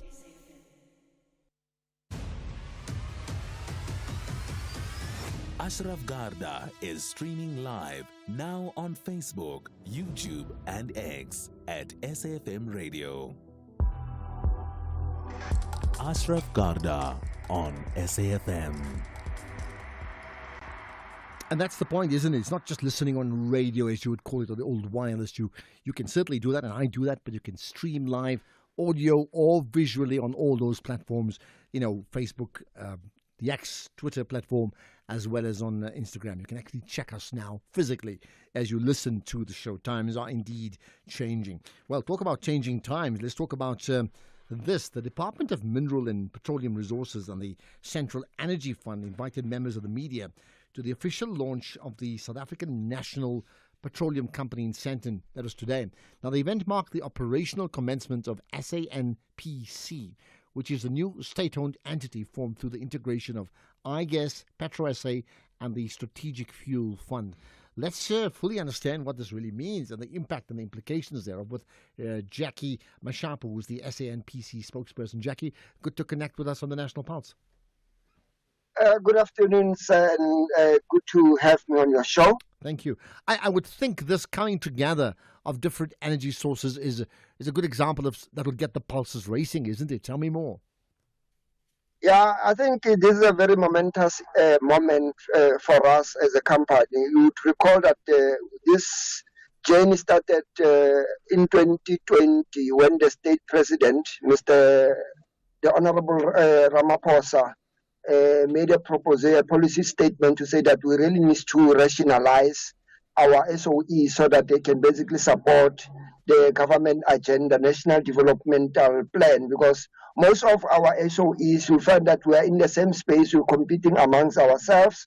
So we are one of the few that were identified to say, how about that we streamline the work that we do? Because under SAF group of companies, we have PetroSA, iGas, and SFF. They are all into petroleum and iGas. And then over time, we noticed that we are competing for the same clients, basically duplicating efforts. And then in the process, there were some inefficiencies. That's how the whole idea of merging the three entities were basically, it was conceived. And then through the merging of this process, we then discovered that if we were to put them together, there will be a saving of 1.5 billion rands, given the operational costs that we're incurring as individual entities. And then as part of the process of trying to understand the merger on its own, we also discovered that if we combine the budgets of the three entities, we can be able to compete competitively with our competitors out there in the market. So let's talk about the practicalities then of how these entities come together. And when I say practicalities, that means ultimately you're in the business of serving the public in the marketplace. How do you do that practically? No, practically we are into oil and gas. So the whole idea, we are bringing all these entities so that we streamline our business processes. So that when we, for example, if there is a market failure, you'd know that I think a few years ago, there was a challenge of liquid petroleum in the market. So SAF as an entity was called upon to address the market failure. And then through one of our entities that has merged into the SNPC called Strategic Fuel Fund, had to come to the rescue of the country in terms of making sure that we've got security of energy supply. So once we basically bring in these entities together, we're going to be able to compete and be self-reliant. We know that we've got a dwindling refining capacity. Right now, we import almost 80% of the products that we use in the country, and that's not very good for the economy that we have, not good for job creation. So if we continue to buy a material or products from overseas, we're basically importing poverty. That means that we're exporting jobs. So we really need to harness and mobilize all our internal capacity and resources to make sure that we are self-reliant in terms of need. And then the Russia-Ukraine war taught us a lesson that as a country we've got to be self-sufficient, because when there are market failures globally, geopolitical issues, the IOCs that we have, the BPs of this world, Total, they prioritize their mother countries. So we are left alone, hang to dry as a country. So we really need to take a position as a country to make sure that we've got enough resources to be able to feed ourselves in terms of the products that we're going to produce in the future. In this coming together, the thing I would look for is not just for South Africa, but certainly you as a potential service provider to other countries around the world, right? Is how do you then attain a competitive advantage? What is your competitive advantage? Now, the competitive advantage is that we're going to be a regional player. You know that South Africa is a gateway to Africa. We've got a big market. For example, Mozambique, they've got plenty of gas, but they don't have a market. Their market is South Africa. So the part of our strategy is going to be anchored on partnerships. So SNPC or South Africa as a whole doesn't have the resources that it needs in terms of energy generation. So our competitive advantage and our value proposition is to work with our sister countries across the continent to make sure that we power our energy and also beneficiate the local economies where we're going to be doing business. Maybe the last thing, as SOEs go, there's been lots of debate about the poor functioning of so many South African state-owned enterprises, right? Why would you be so confident about this one, keeping in mind, again, ultimately it has to be managed and managed well? We really took stock, like I'm saying, this process, when it started, it was supposed to be a 6 months project. And we never thought that it's going to take us such a long time. We've done a lot of work in terms of due diligence, doing research and understanding what will make a best SOE.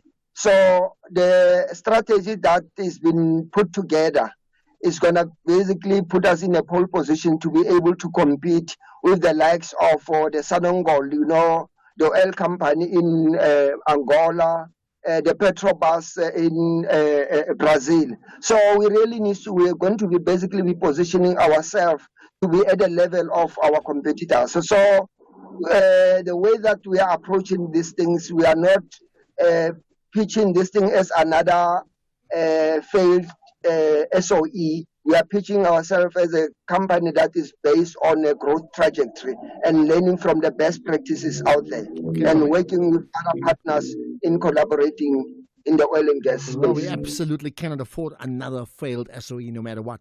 So thank you for your time, Jackie Mashapo, spokesperson now for this coming together of different organizations that makes up now the Thank you very much, SANPS. Much appreciated. And the SANPS with its tagline of powering you tomorrow. So they were quite interesting in terms of where they go. I wonder what you make of that, and are you confident, based upon the conversation we just had, of this integration of iGas, PetroSA, and the Strategic Fuel Fund coming together as one entity now? Let's get the news headlines. It's 4:30. Thank you, Ashraf. On the news headlines, the number of miners who have resurfaced from underground at Sibanye Stillwater's Kloof Gold Mine in the western area west of Johannesburg has risen to 79.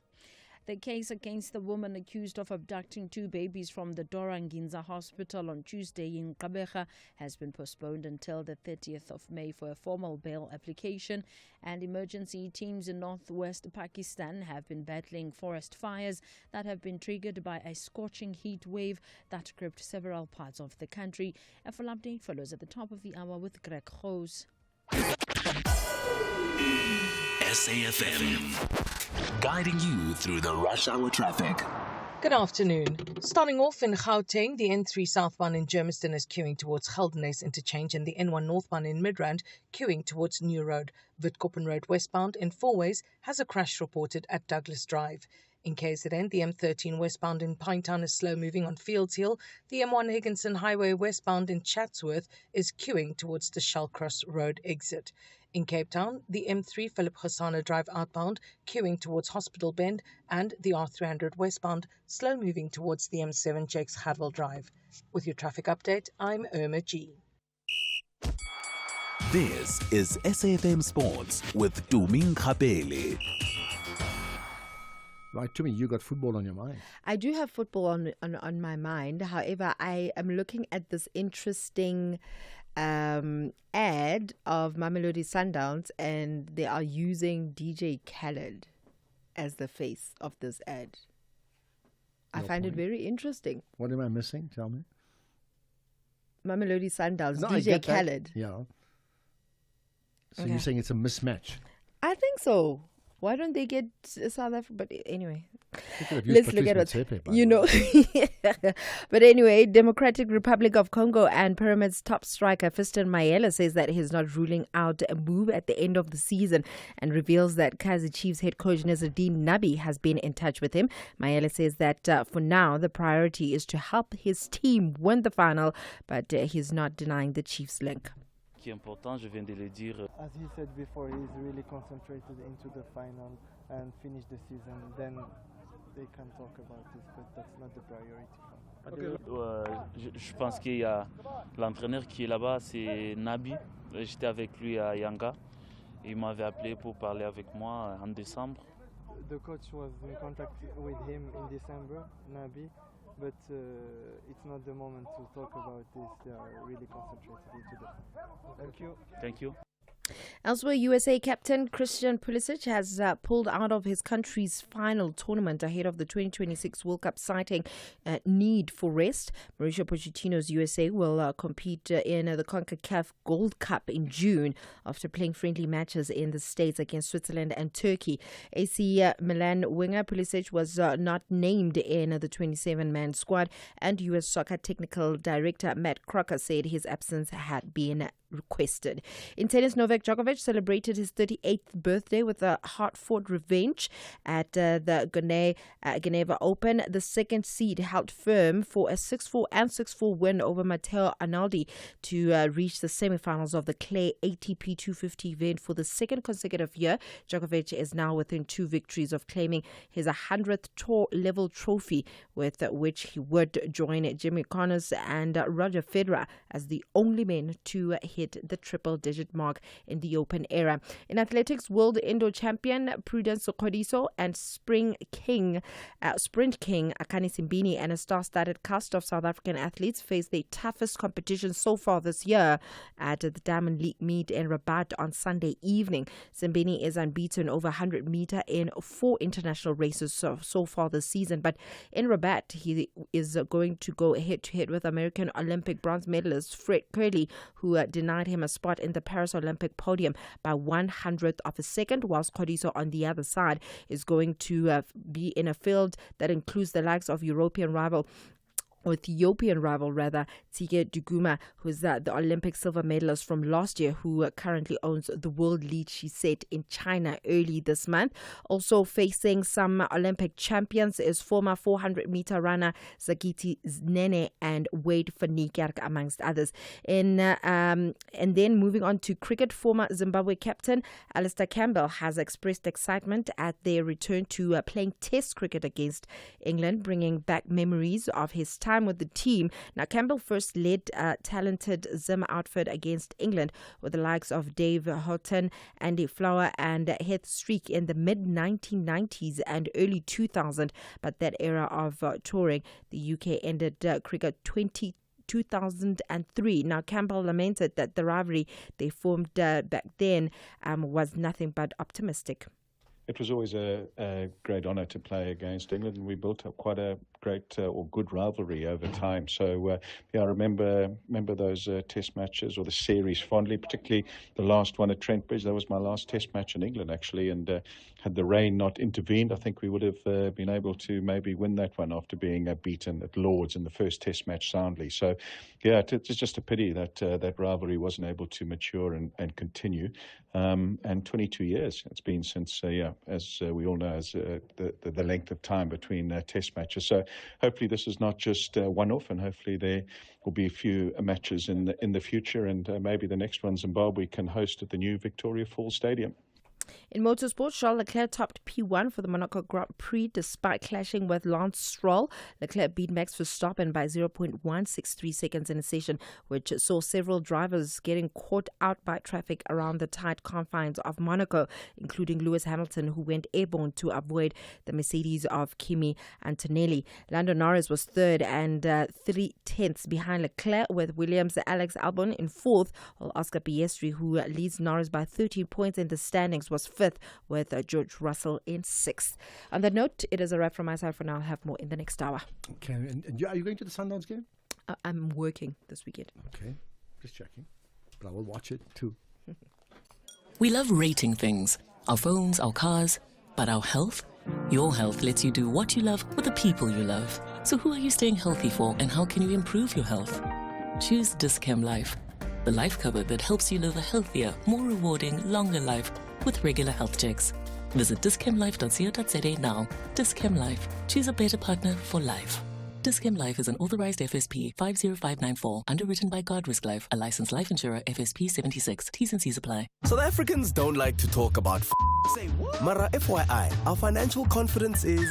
and our financial anxiety, it's an F show. Or is it? See, just talking about our finances can build confidence and make us better at managing them. This is exciting. Welcome to your Fintervention, Mzansi. It's our way to get you talking, laughing, and learning about.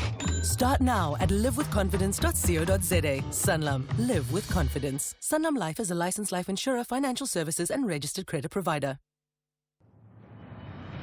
In a land scorched by the sun and shaped by time, life refuses to surrender.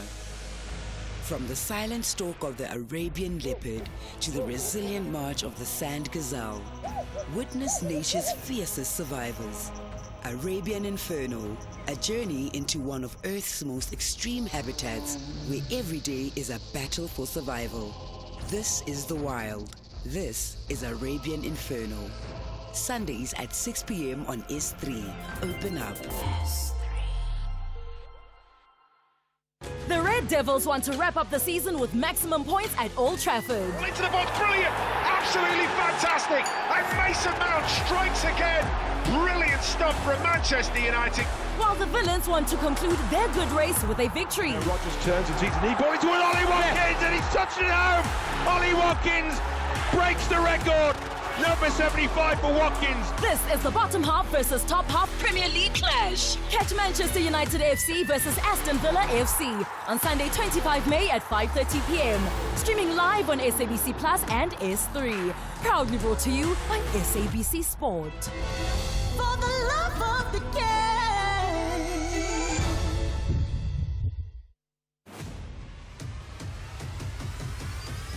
Ashraf Garda is streaming live now on Facebook, YouTube, and X at SAFM Radio.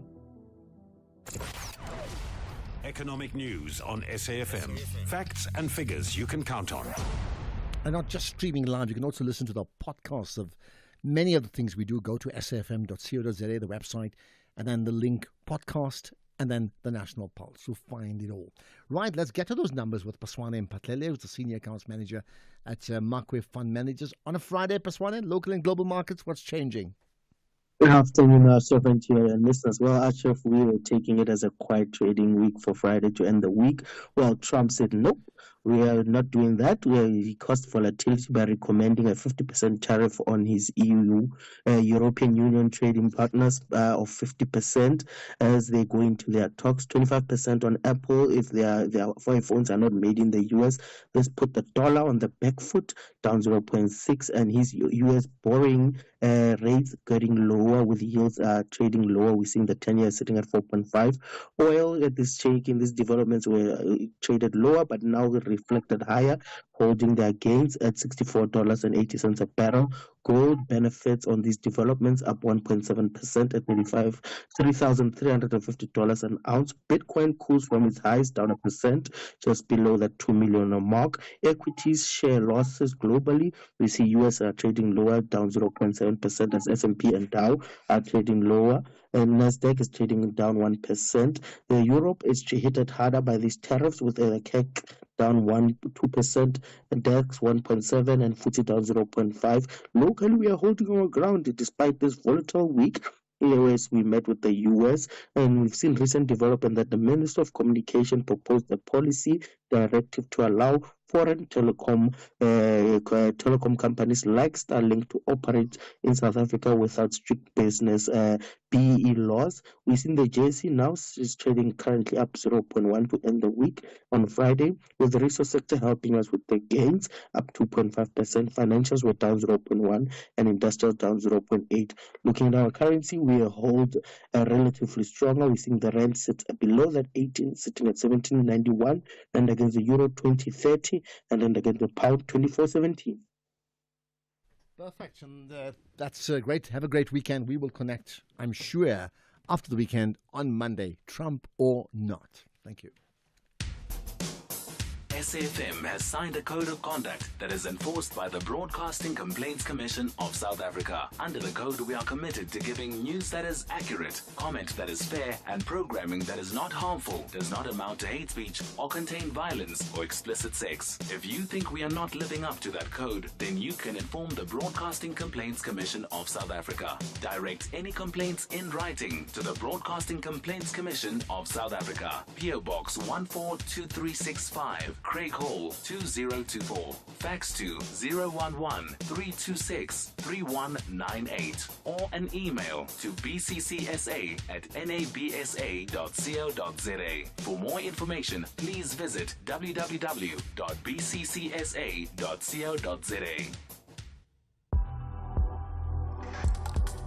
Ashraf Garda on the National Pulse. So here's a question, Ashraf, can you please look at my comments? Can you get someone to explain the struggle song, its origin, relevance, importance, and why our constitutional court protects it? I just want to understand it so I can defend it to anyone who fears or feels negatively about it from Anonymous. Okay, I mean, we've done it before. You'd certainly know that from it's certainly been passed as fit to be sung because of its symbolical call as opposed to an actual call to action. And that's the point that's been driven home all the time. When they talk about kill the boer, kill the farmer, it's more about the system of what it meant at the time rather than the actual people when you identify individuals. Okay, let's but maybe it's an issue we'll pick up next week. I think it's important. Right, lots of comment about Trump, understandably so. Good afternoon, Ashraf. Lennon Khwedi here. Ashraf, now that we know that Donald Trump and his AfroForum and so-called white farmers who claim that there is genocide against them in South Africa, and he had made the whole world to look at us as being the enemies of the Afrikaner nation. Now we want to know that some of the information that he got there, some of them were not from South Africa. What is going to happen with him now? My answer? Nothing's going to happen because he's got his own rules in the USA. If we follow that, there's 50 things that he's said and done wrong in the last, in his first term of presidency and now. And it's really for the American public. South Africa can't do much about it, excepting I think there's so much that's been made of the fake news that was peddled as the truth that it's completely embarrassing for Trump and his White House cohorts who are all part of the research and what they did, and maybe his political party as well, and whatever they were trying to achieve, that there could be some form of embarrassment privately. But publicly, Trump will never be embarrassed. It's just what it is. Good afternoon. My plea to Putana from Rosebank, please don't shout. Just talk, just speak normally. Don't shout. Shouting does not make you relevant. Please don't shout. You're damaging our speakers.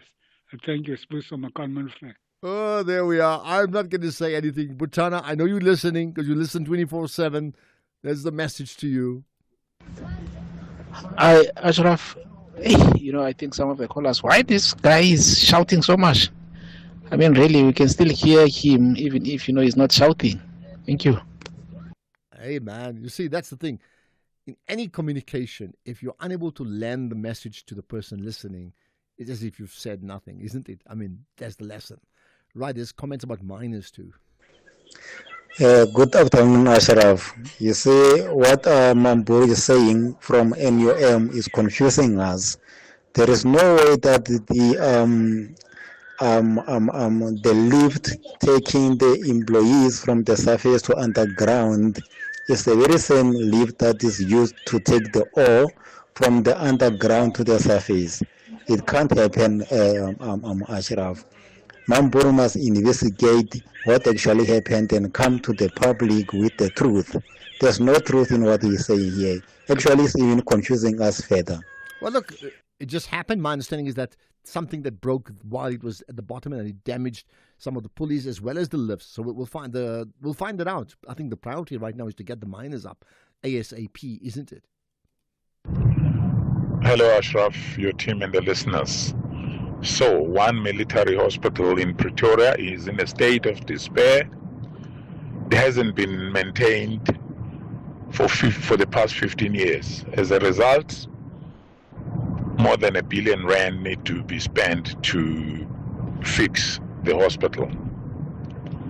My question is, when are we as people are going to accept that ANC cannot run anything? Thank you very much. Well, listen, it's not for me just to say that when can the ANC not run anything or whatever, stop doing it. But your point about the military hospital is disturbing because it's a reflection of like 30 things that are just wrong, and we have to understand like why is that the case? What has happened? That there's so many things that are just wrong in terms of the infrastructure of our country. Then yes, you can question who are the people in charge, isn't it? Sydney in Acorn Hook. Sydney, go for it. Bro, thank you, Brother Ashraf. Sydney in Acorn Hook, Pushpakris. Me too, Brother Ashraf. I was what was happening there in the Oval Office. Brother Ashraf, I must tell you, the moment they played those clips of the singing of the chanting of kill the farmer, kill the Boer, kill the Boer, kill the farmer, I was distressed. I ended up even calling my younger brother. I was distressed. These things are really happening in my country from some of our prominent politicians. But Brother Ashraf, what I can say is this. I'm not against anyone, but singing the song kill the Boer, kill the farmer, to me it's like when we were called the key word. Our constitutional court should have found a way to say we understood, we understand it was a struggle song, but we are now living in a different dispensation at all. Yeah, where I live in Akono, Brother Ashraf, the communities around here, they are working in a place called Witchgrave, our known efforts. They are very successful farms there. Many people here, Akono, Kilamans, down the Oaks, many banks are entering this trade in farms. But when a prominent leader stands in the public platform and sings, kill the farmer, kill the Boer, where would he take these people to when they kill their farm? All right. Because even if he didn't do it physical, But already it's a premeditated in that way. Okay, Don't I take got a that. farm. All right, let me leave it at that. Sadiq. I mean, I hear your point about being distressed. It's an interesting thing, and maybe it's an issue we need to talk about next week. To say we know that it's symbolical. It's not an actual call to action. If it was a call to action, a lot more people would have died in these many years, and that's not the case, right? That's the one thing. But does it still disturb you to even hear that now? Like because it's very powerful. It really is. I mean, I certainly heard it again with in the White House, and on one hand you say, like, do we really need to hear this? Meaning, as South Africans, can we move beyond that? I understand when people say these belong to a certain time, it's a symbol, but then do we also say that, if South Africa's apartheid flag was a symbol of apartheid South Africa, that's how we got rid of it, we move on. So do we do that as well? But it's a conversation, really, that perhaps we should be having, not today, but next week, certainly. Right, here's another one about the miners. Good afternoon, Ashraf. This is Makwarela Shinyazo from Toyando. In 2025, here in South Africa, we still have mine workers been trapped underground. This is heartbreaking. Why is South Africa not moving on with times like the rest of the world, which is embracing the new technology of IR, No. It's time to replace these mine workers with IR, with the new technology. We can't afford to lose so many people's lives. But are you saying we must replace the mine workers themselves, or use technology to enhance and make things safer for them? There are mining problems around the world, but to replace everybody, I think, would be another form of disaster, don't you think? Mara, why? Why did you think a plastic bag and tape was a solid window replacement after that smash and grab? And why does it sound like a kite every time you hit Puma 60Ks? Mara, why? Why aren't you insured with Santam, the insurer that covers theft or attempted hijacking? Get your car covered online in just 2 minutes or SMS cover to 36101. Santam. This is freedom. T's and C's apply. Santam is an authorized FSP, a licensed non-life insurer and controlling company for its group companies. WAFCON defending champions Banyana have a crucial meeting with the Zebras. Both nations are elevating their preparations for the highly anticipated Women's Africa Cup of Nations in Morocco. This is the international friendly. Experience the Southern African Derby, South Africa versus Botswana, this Wednesday 28 May at 2:30 p.m. Streaming live on SABC Plus, S3 and SABC Sport on DTT Channel 4. Proudly brought to you by SABC Sport. For the love of the game. Being kind to each other is Ubudu. It's always time to play on Takalani Sesame. Chetu, do you want to play Market Day now? Doing things together as a community can be even more fun than doing them on our own. Amma loves it so much when we can just be ourselves and learn about our culture together. Tune in to see what makes you special for the all-new episodes of Takalani Sesame. Weekdays at 3 p.m. on SABC2.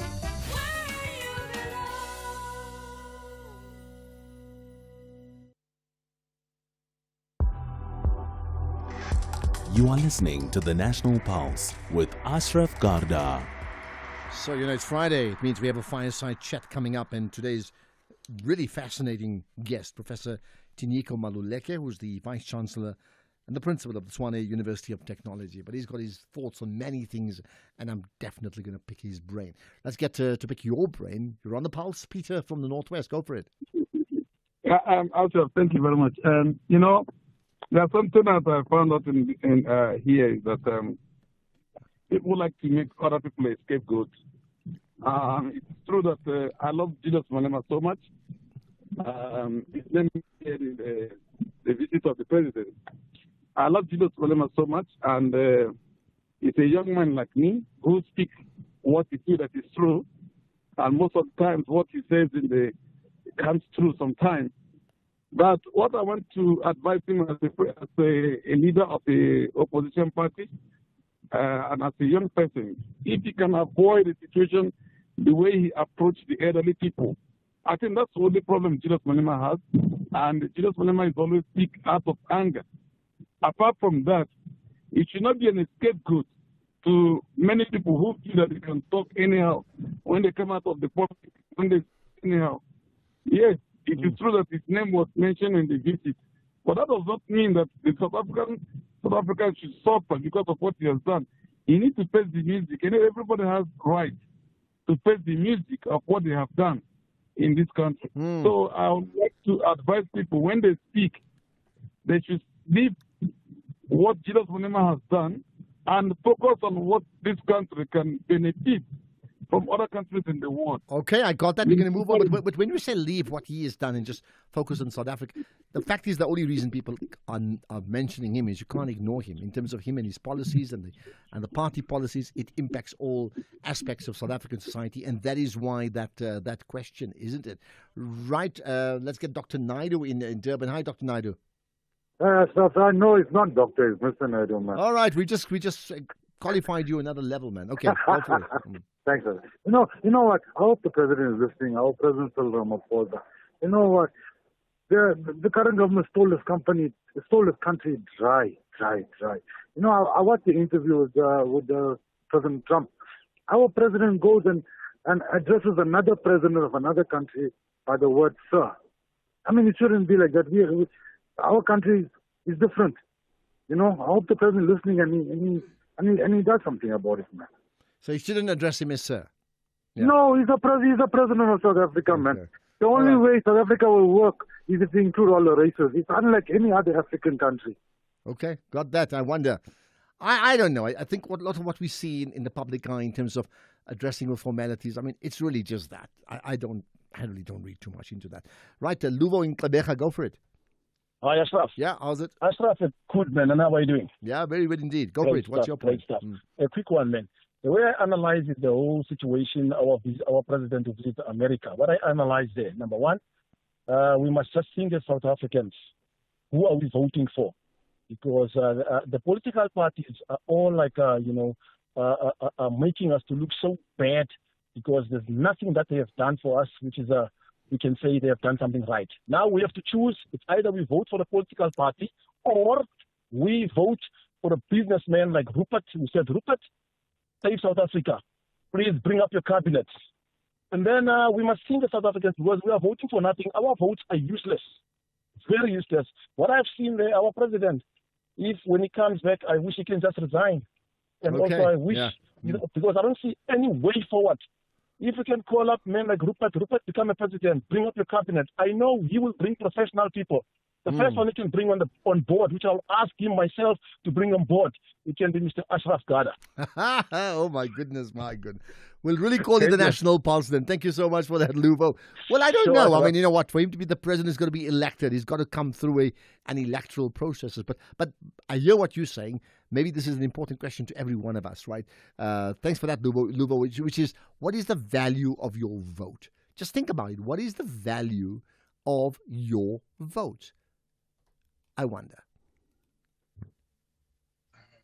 Good afternoon, Ashraf. It's Andile in KZN. You see, Mbeki has just nailed it in the head. I was actually telling some of my colleagues these things that Mbeki is actually saying. He speaks as if he was actually with me when I was actually talking to my colleagues. Hey, Ramaphosa made all of us a joke. We are a joke to the Americans today just because of this president. Yeah. Thank you, bye. Okay, there we are. He nailed it, Mbeki. I don't know. I think the points that Mbeki made about maybe the lack of consensus amongst different speakers, he's got a point. But ultimately, there was no train smash. The biggest train smash was that Trump brought up things that were just nonsense, as we know he's going to do, and he did it anyway. And that's going to be found out, or has been found out already. So how does that emerge with Ramaphosa? I think Ramaphosa showed restraint, which is really what a good leader should be doing, and I think he did. I agree, Ashraf, with Moeletsi Mbeki that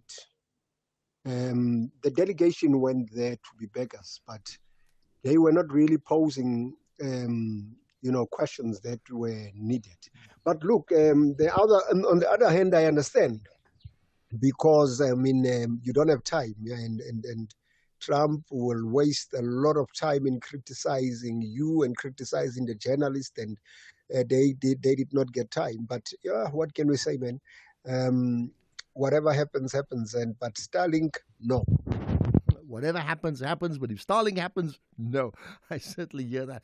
Look, I think the one part that with Mwelesi Mbeki that's important, when he was asked, like, what happened behind the scenes, he says, I don't know. So then you have to factor that in, because there's a public talk, which we see on television, and there's a private conversation with all these people, and we don't really know what they said. So how do we then know what they said when we actually don't know what they said? Listen, I don't agree with everything about our politicians, but I don't think we're idiots. I really don't. Hi, Ashraf. The USA is our mother country. We depend on USA. Therefore, in this case, when Ramaphosa asked, he was not wrong to ask for these things, just because South Africa is not a developed country, it's a developing country that depend on USA. So my name is Les. Okay, I'm sort of uncomfortable with South America being our mother country. Really? No, man. Okay, we have a guest after 5 with a fireside chat. Tinyiko Maduleke, looking forward to that conversation, right? Let's get the news now. It's 5 o'clock. It's Greg Coase.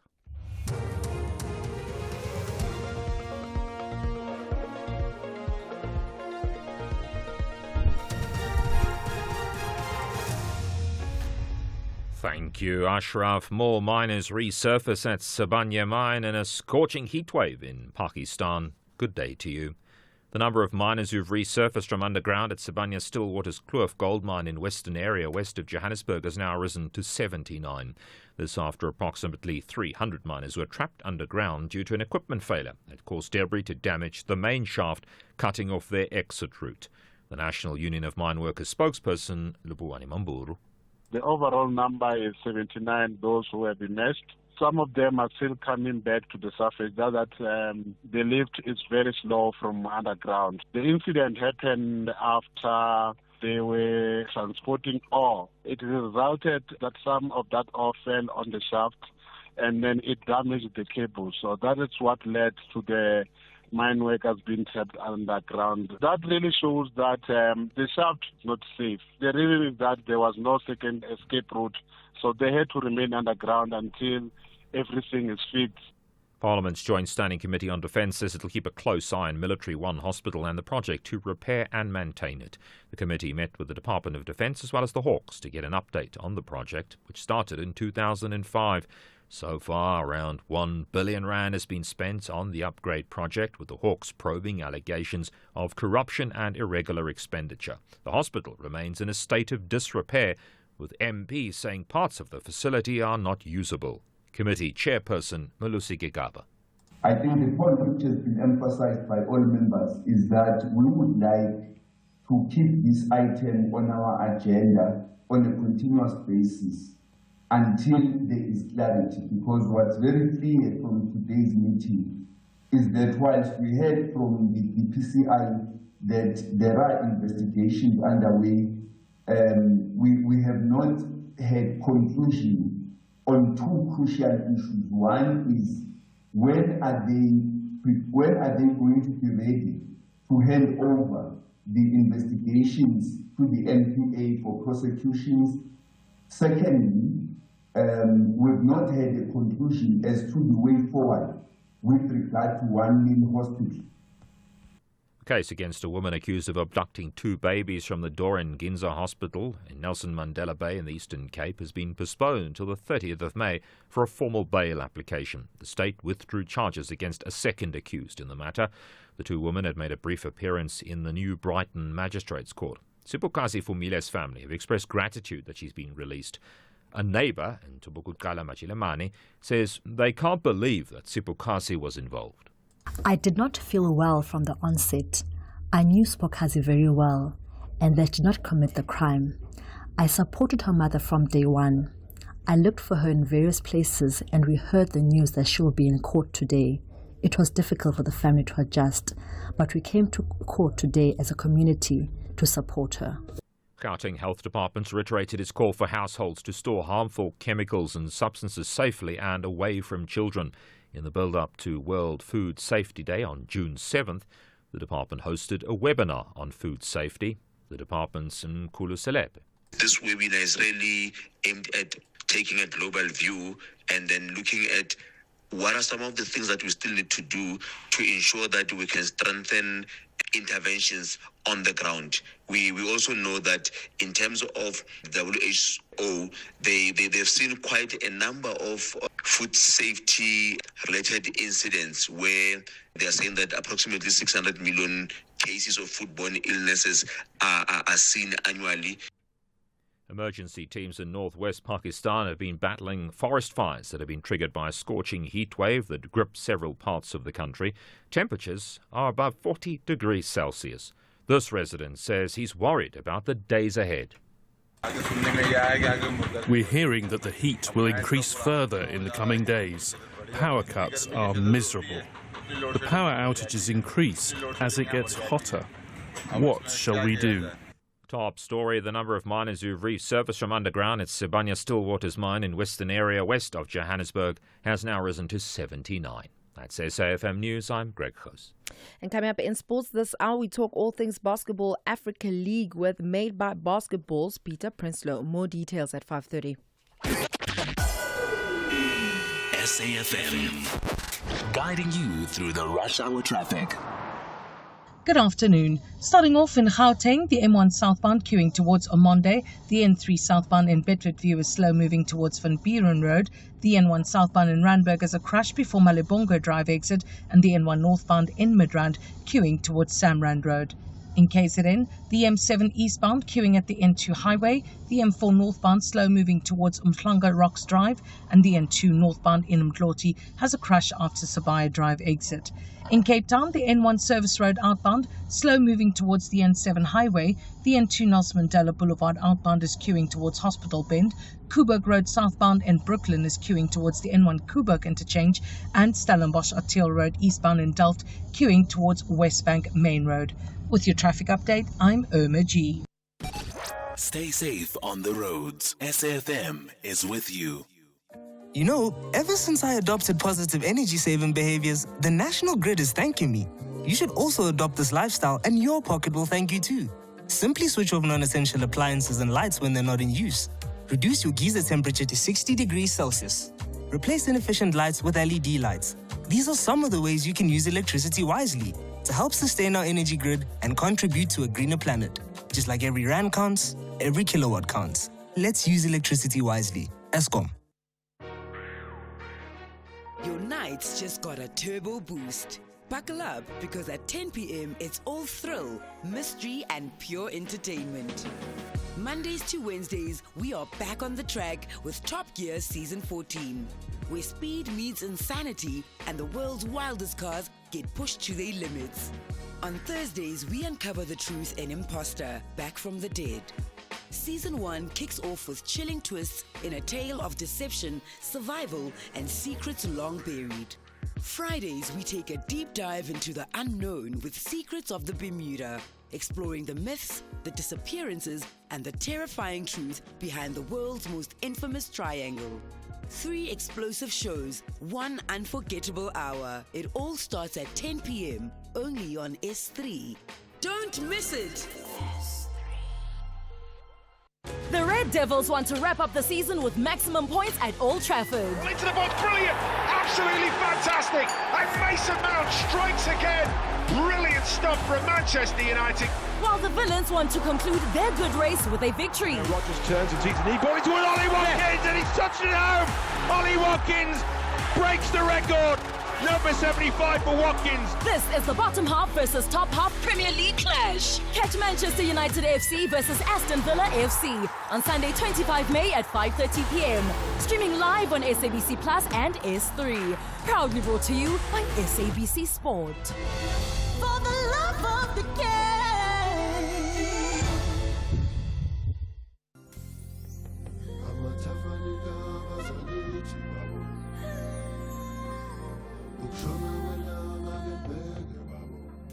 This May, SAFM celebrates Africa Month with you as we honor the legacy of the Organization of African Unity. We bring you rich conversations and stories that shape the continent. Join us as we celebrate African pride, unity, and progress. SAFM, leading the conversations that move us.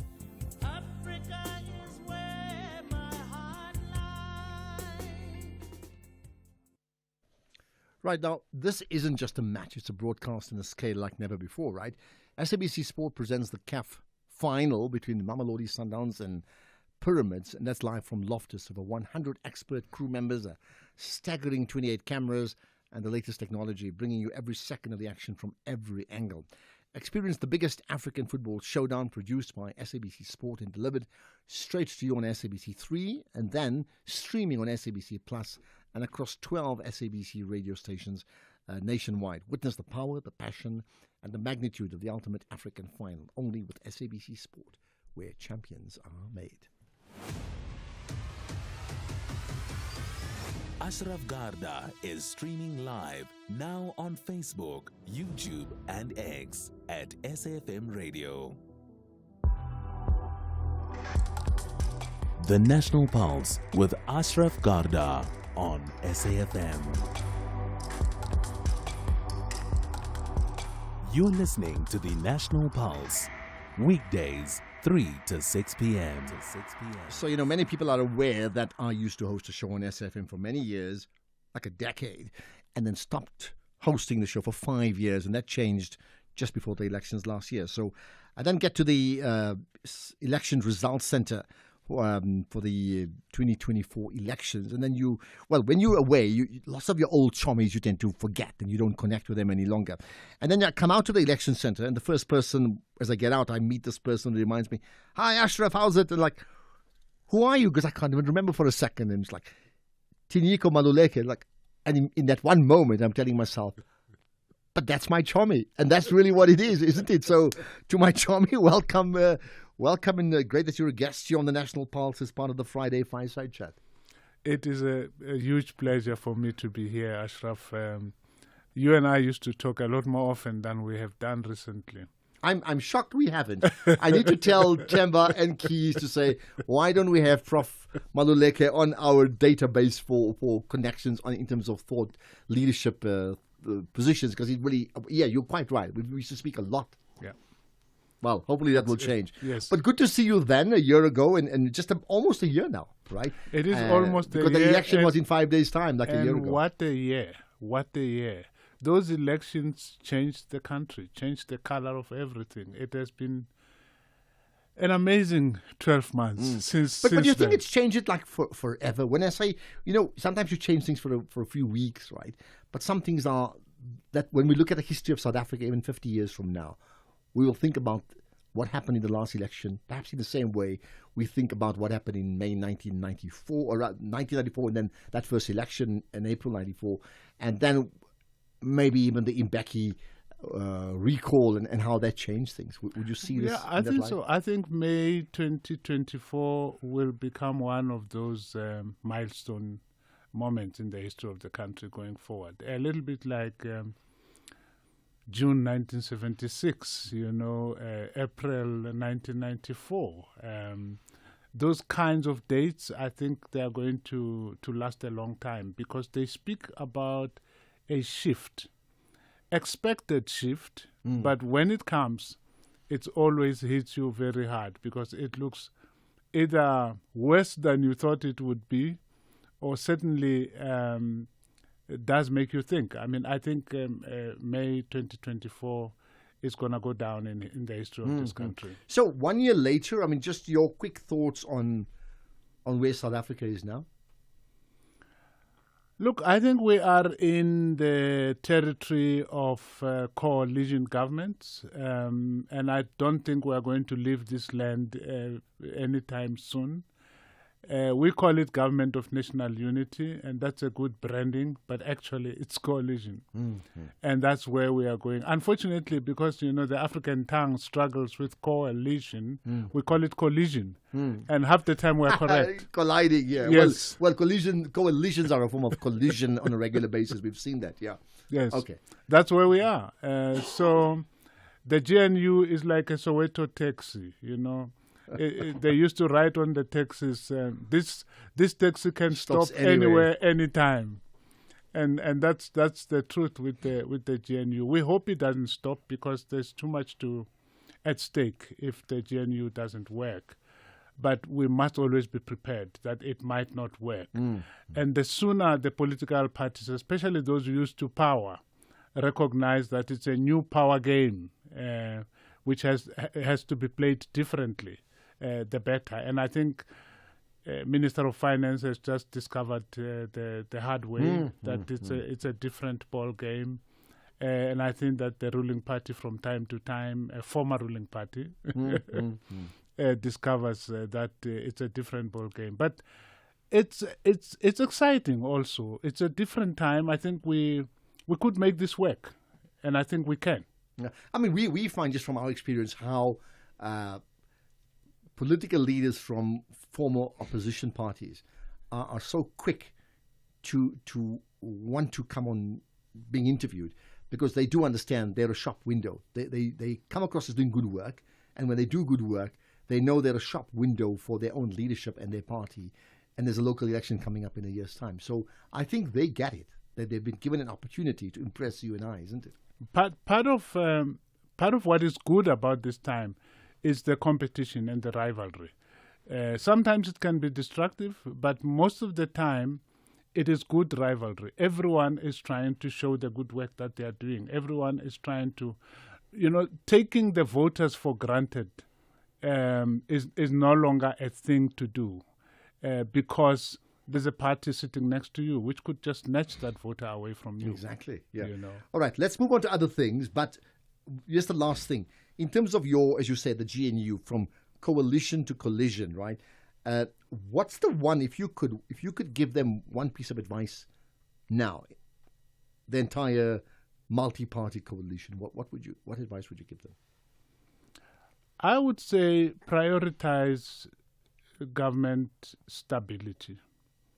Have your tiffs, have your fights, have your disagreements, but remember that stability is the glue that will hold this country together. If you have an unstable government, which is permanently unstable, it's not good for anyone. It's not good for the economy. It's not good for social cohesion. None of those great things we talk about in the National Development Plan will happen if you don't have a stable government. Rather, a stable government, even if it's noisy, but let it be stable enough for the economy to run. Yeah, it's a good point. So let's talk about what you're doing now. So initially, when I first encountered you, you were at UJ, then you moved to University of Pretoria, if I'm not mistaken, right? Yes. And then since then, there's been a couple of other places. So where are you now? And just take us through that journey of the last 5-6 years, maybe. Yeah, it's better to limit it to 5 years, because if we went longer than that, it would go back to my time at UNISA. I left UNISA to go to UJ. And UNISA was not only I've been to UKZN at the University of Natal, now University of KwaZulu-Natal, and then went back to UNISA, UJ, UP, and now Tshwane University of Technology. So I've done about 20% of the universities in this country. So you're like the Minister of Education at higher education. So you're the Vice Chancellor there now, right? I'm now the Vice Chancellor. How long have you been there at Tshwane University? Since February 2022. So this is my... I'm going for the 4th year. It's the 3rd year, going for 4. Yeah. And how's it going for you in terms of just you personally, and in terms of what you brought to the campus and your own vision? It is one of the most exciting jobs one could ever dream of. It's a humbling job in many ways, because it is real service. It's payback time in many ways.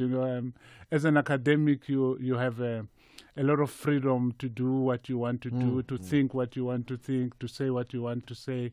But now I have under my care 60,000 young South Africans who are trying to make a future for themselves. And the university I lead is a crucial part of that. So it's a very humbling but also a privileged position to be in, to help build and nurture this future generation of South Africans. So it's been very exciting. I've enjoyed every minute of it. If I were to do it again, I would do it again. Well, there you are. I mean, just today I encountered someone, and we had a chat, and I simply said, like, okay, give me a call tomorrow, and the person said, okay, but I can't call you tomorrow because I don't have data. I've run out of data. And in that moment, you realize the impact of inequality. I'm taking it absolutely for granted, right?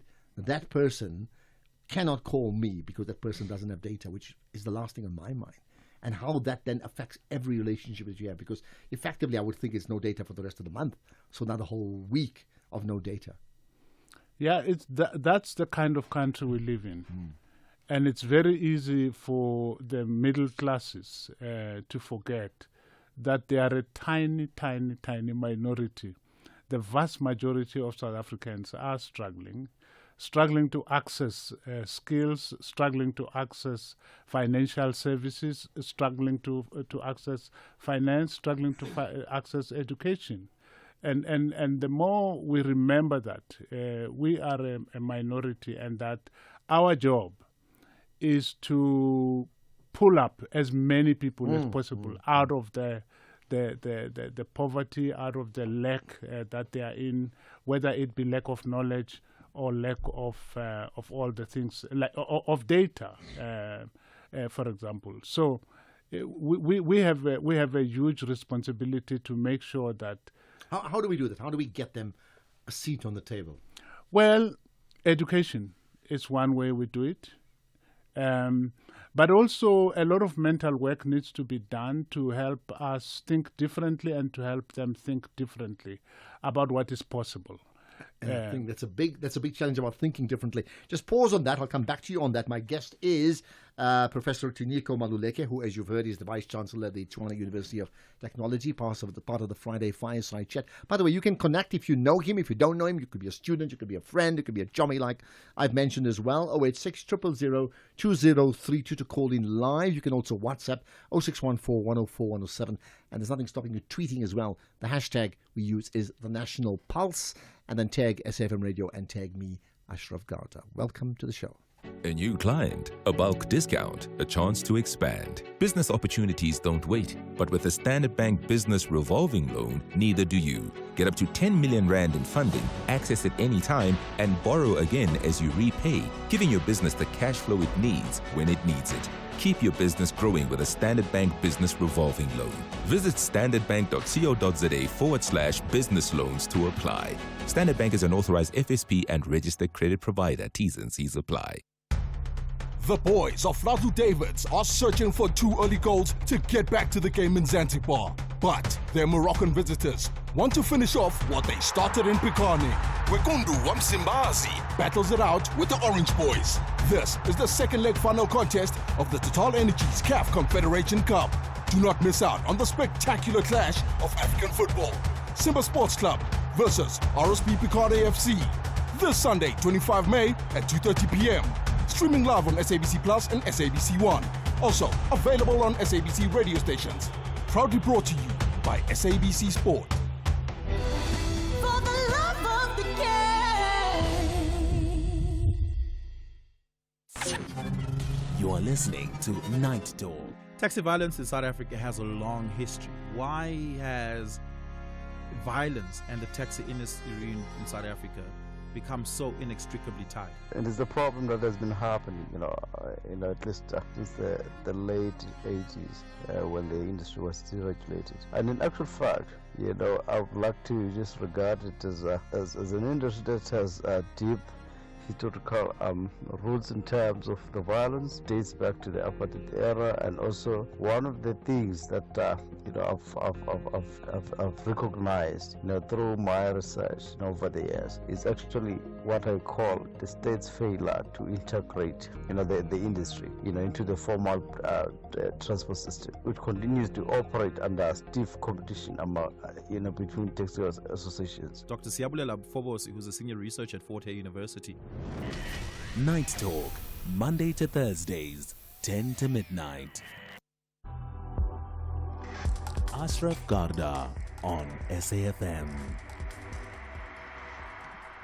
Right, any questions or comments you want to put to Prof. Tinyiko Maluleke, do that. He's part of the Fireside Chat today here on the National Pulse. We'll talk all the way up to 6 o'clock. Right. Okay, so you tell me about the Tshwane University of Technology in terms of, so I see the key word is technology, and that's separated from many other campuses, right? What then is the focus of what you do and the university?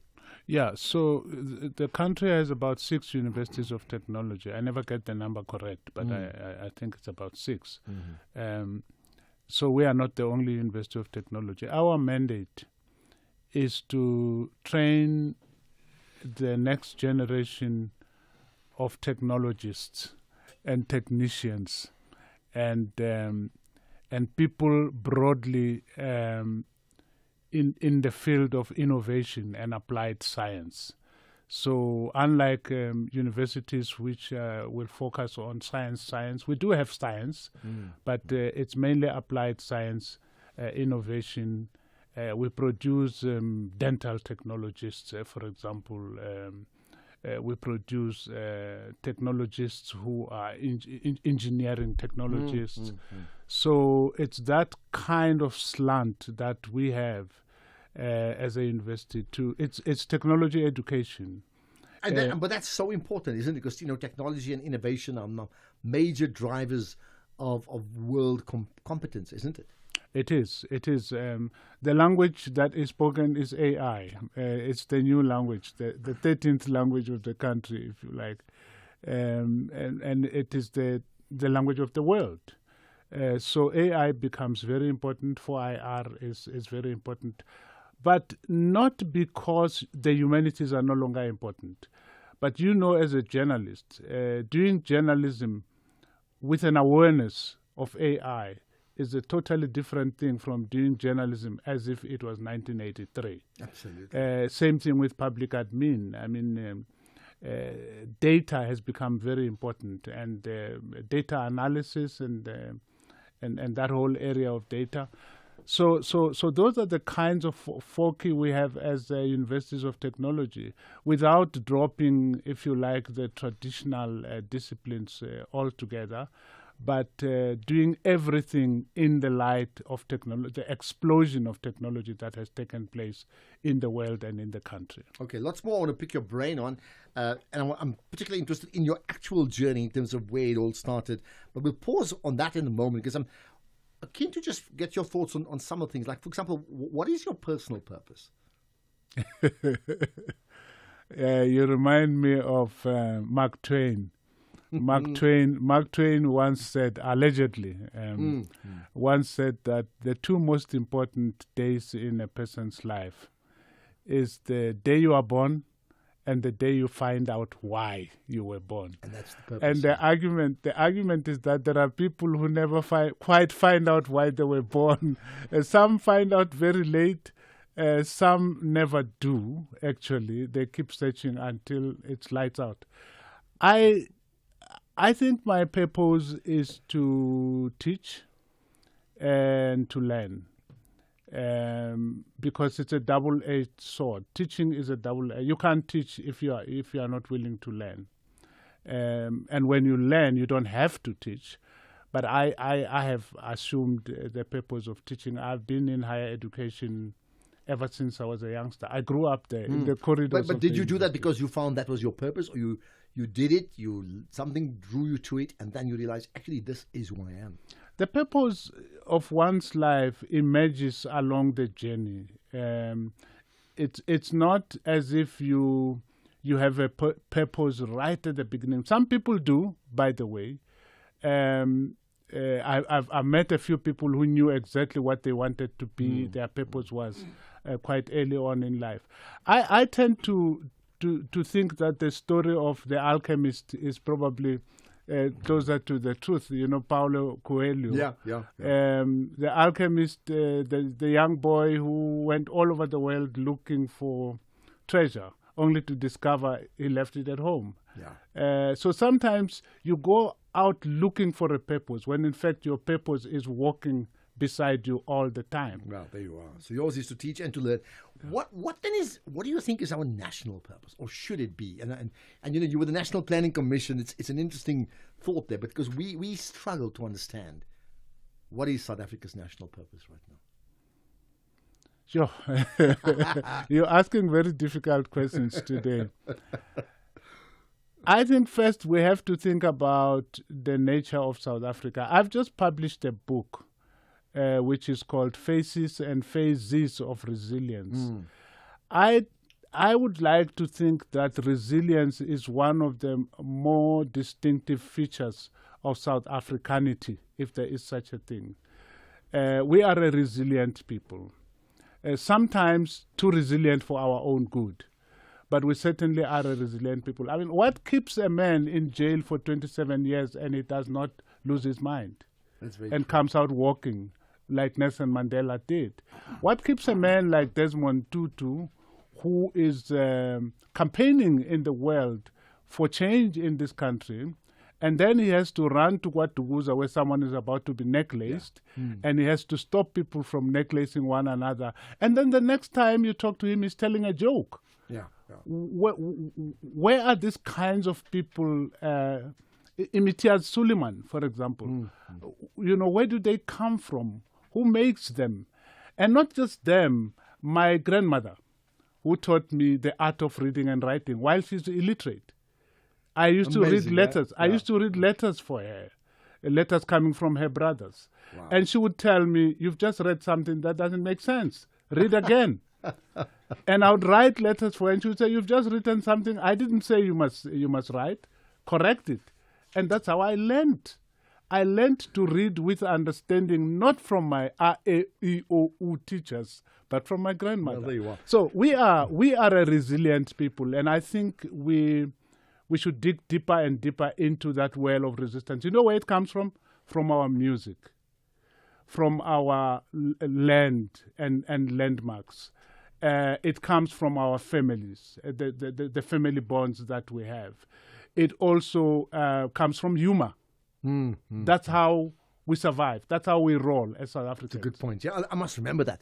A people of resilience, South Africanity, something like that, what you said. A people of resilience. Right, we'll pause with Prof. Tinyiko Maduleke just for a few minutes now. Let's get to the news headlines with Greg Hoos.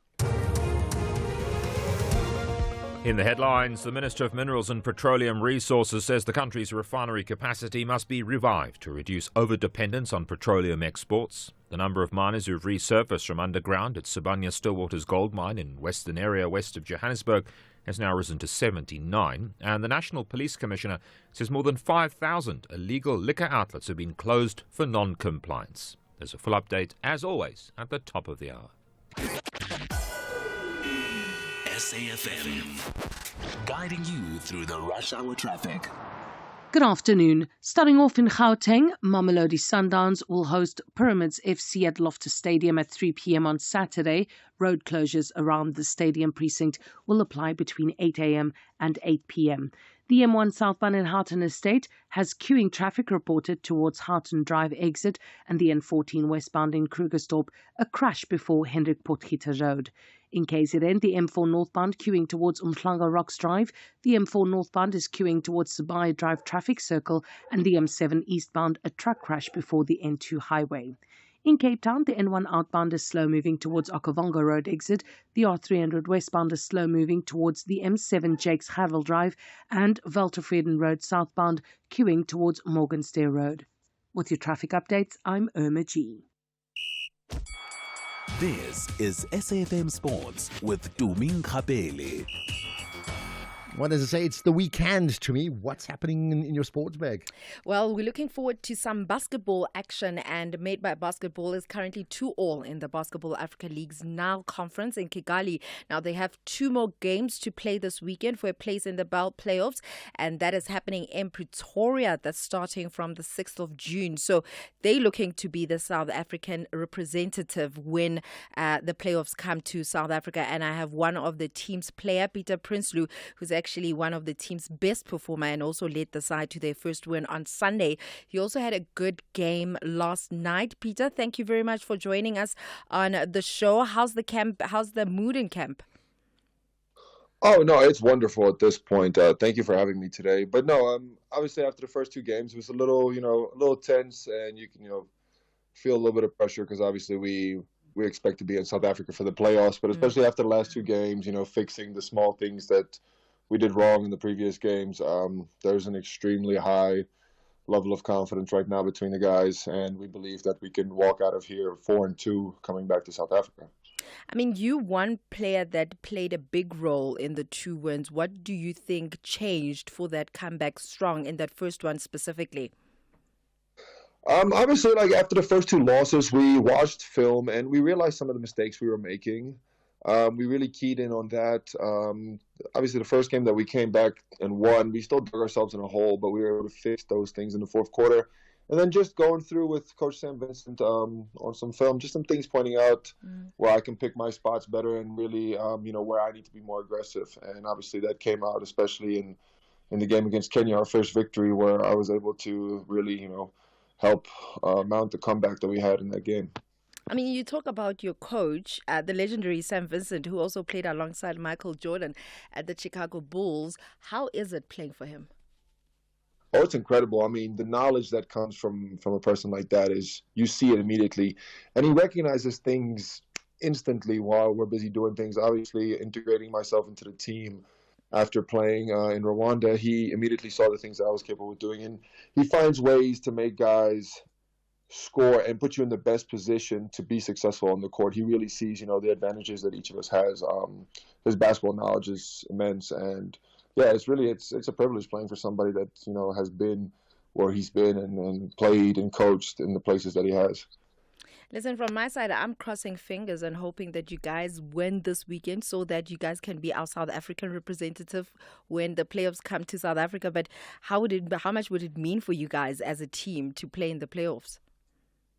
Oh, that I mean, from start, that was our mission without a doubt. We need to be in South Africa. There's no way the playoffs for BAL can come to South Africa and we're not there.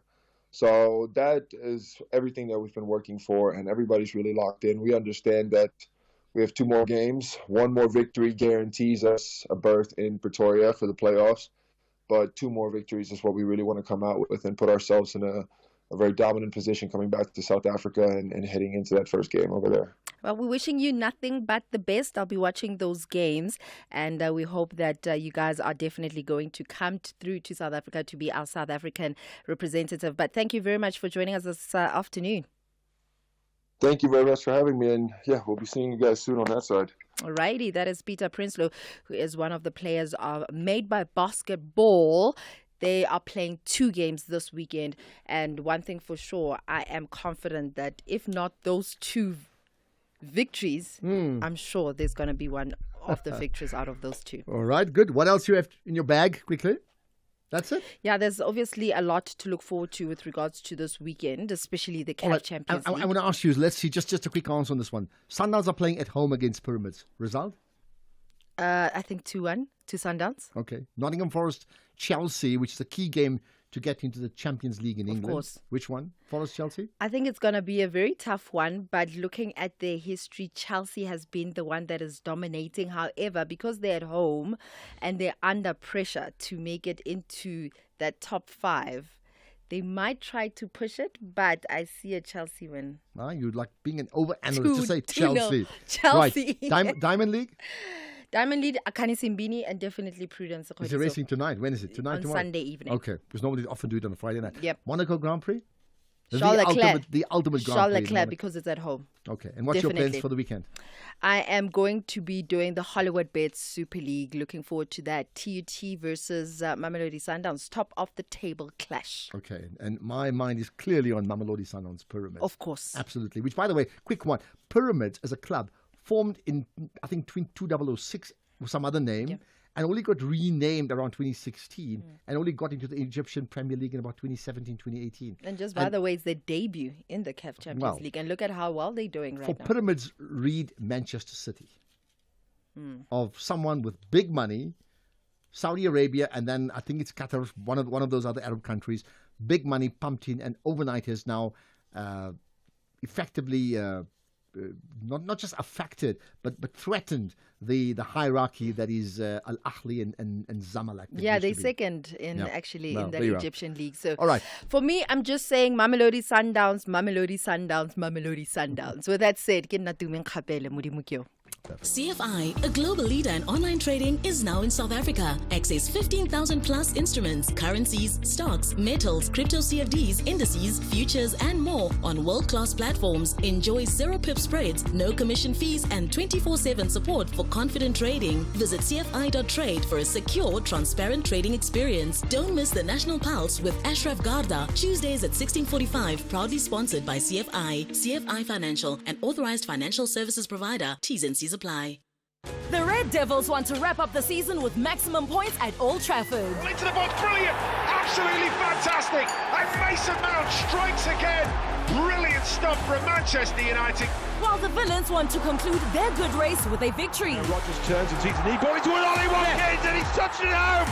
Ollie Watkins breaks the record.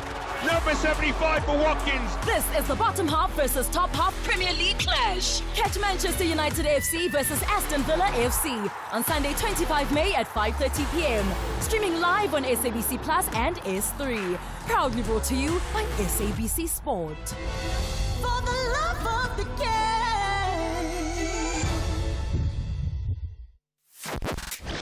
The Morning Brief. What's the ultimate deadline to which we can hold you directly accountable? All of Hammanskraal doesn't have water by this date, XYZ of this year. As much as the mayor, I want to say by December. So the September deadline, remember we're already 3 months behind schedule, and this is a contractor that gets paid. So they must be performance managed as a contractor.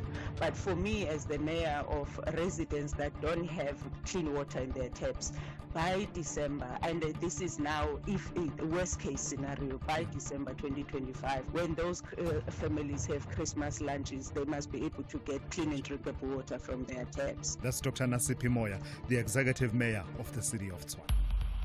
Thulasizwe Simelane on The Morning Brief. Find the podcast at safm.co.za.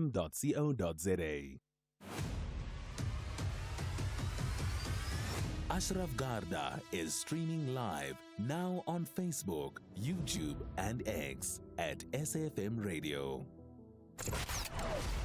Economic news on SAFM. Facts and figures you can count on. And we'll reconnect with Prof. Thinieko Maluleke on the Friday Fireside Chat in a few minutes' time. But it's the end of the week. Let's talk about the markets with Jimmy Moyaha. Jimmy? Good afternoon, Ashraf. Good afternoon to closing out the week in positive territory in terms of our local bourse. But what's even more impressive is the Rand fighting back in the late hours of the week. We're at about 17.87 against the US dollar going into next week. We've got that all-important rates decision from a South African perspective next week. And with the inflation print this week coming in still below that 3% target range of the central banks, one wonders whether or not we'll get a rate cut next week when we get that decision from the MPC. But the Rand strengthening against the US dollar, the euro strengthening against the British pound. One Bitcoin at the moment is still around 109,000, but with the stronger rand, that puts it slightly below the 2 million rand mark. But still, we touched the 2 million rand mark this week, so we celebrate that. Equity markets, the international equity markets at the moment are in the red by and large. South African markets closed out in the green. The financials were slightly underperforming, but when we look at resources, they kept us afloat as well. Platinum and palladium pricing still above $1,000 a fine ounce. Platinum still heading towards 1,100. The price of gold coming back towards the 3,400 mark. So coming up quite a bit, and we'll see how that continues to shape up going into next week as well. It seems markets are on somewhat of a more balanced footing now, looking ahead to next week. We made it through probably one of the busiest weeks from a South African perspective in terms of sentiment. We touched on it yesterday around all the events that happened. So going into next week, it's just a big rates decision that we have to keep an eye out for. And we take the win going into next week on the stronger rand and the positive finish on the JSE. Okay, great. You have a lacquer weekend, and we will connect on Monday. I'm sure about that, Jimmy Moyaha. We need to have our coffee soon. I know, much postponed, but we need that to happen. Right, that's Jimmy Moyaha. Let's get back to Prof. Thinieko Maluleke. You're listening to the National Pulse. Right, we were talking about many things when we last we touched on personal purpose and national purpose and inequality and what we need to do. And I think you're quite right. What about books? You touched on. Tell me about the book that you've just put out fairly recently, right? Yes. Yeah. Tell me more. Phases and Phases of Resilience. It's I really enjoyed writing this book. Anyone who gets a copy of it, it's in all major bookstores. I must just warn them, don't start reading that book if you've got other things to do, because you will not stop reading it. Oh, what a threat. Okay. So it's really a book about resilience, and the sources of resilience I've already referred to, humor. But there's also a source of resilience which is not as joyous, lamentation. Yeah. There is a lot to lament in South Africa. And sometimes lamentation is the only way to make sense of senselessness, the violence, the killings, the massacres, and so on. So it's a book about me and my grandmother and my mother, whose funeral I attended thinking it was a party because I was just over 3 years old. Oh, really? Wow. It only dawned on me much later what was going on in that great gathering. It is about my colleagues. You asked me about how it feels being a university leader. Yeah. One of the wonderful things is that I am one of several amazing colleagues. I tell the story of Professor Musa Mushabela from the University of Cape Town. His grandmother brought him up just like me. And she was a quadriplegic. Okay. She couldn't walk. From her position, she taught him how to look after cattle, how to milk cattle, how to live, how to love, how to laugh. And she sent him to medical school so that he can become a doctor and come and help her. But that's incredible. And you spoke about resilience earlier. This is maybe another conversation for another time. But it is. There are thousands of people who, by normal standards, should not have done what they've done. Yeah. I mean, you're one of them, and the person you just mentioned, Musa's another. It's incredible. Yes, and there are more. I mean, I tell the story of Professor Pamela Dube. Professor Pamela Dube, the current Vice Chancellor of CUT, Central University of Technology, her father takes her to the movies in Durban, to the theater, rather. And they watch The Wizard of Oz. I don't know if you know that movie, The Yellow Brick Road. Yeah, The Yellow Brick Road. And she comes out of there thinking, I must find the yellow brick road that will take me out of KwaMakuta. Wow. Which was, at that time, ridden with violence. KwaMakuta, a township outside Amazimtoti. And she followed the yellow brick road to Germany and to everywhere until where she is today. Isn't that incredible? I tell her story. Wow. Yes. No, we need to get your book, absolutely. So just give me the name once again. Faces and Phases. And Phases of Resilience. Of Resilience. Yeah, got that. Okay. Yes. Certainly, I think, read the book, as Prof. Maluleke has suggested.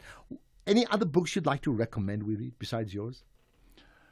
Well, too many to recommend. I've already referred to The Alchemist by Paulo Freire. He's one of my favorite writers. Maybe I should add a little book of his that he wrote, a novel, a disguised biography, really, but very well disguised. You won't know it's about him because the main character is a woman. It's called Veronica Decides to Die. Wow. Okay. And when Veronica decided to die, she came alive. That is the irony. Okay, what a fascinating story. In that book. So I would recommend that book. But there are also books by locals. S.K.M. Patlele. Anyone who has not read S.K.M. Patlele, either his short stories or his biography, must read this. He's a great South African writer. I agree with you. Absolutely. And you go to Pretoria, I think he's got a street named after him, right? And so you're really aware just of the presence that he's had in our lives. It's actually a disservice that only a street is named agree after with you. him. I think Maravastad should be named after him. That whole area. That whole area where he grew up, because nobody has brought Maravastad to life better than SK Mphahlele, in my view. Okay. The human side of Marabastad is in his biography, and it is a wonderful biography. I don't know whether it is a memoir or a biography. I think it's a bit of both, but it's still a riveting read. Great. More than 30 years later. And is there a last line? Is a current affairs, current affairs, political current book by a South African that you suggest we read?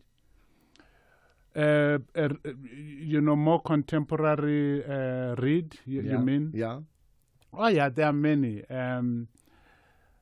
Zakes Mda is not a political commentator. He is a novelist whom I would recommend. His little book, Ways of Dying, is my all-time favorite. I go back to that little book again and again.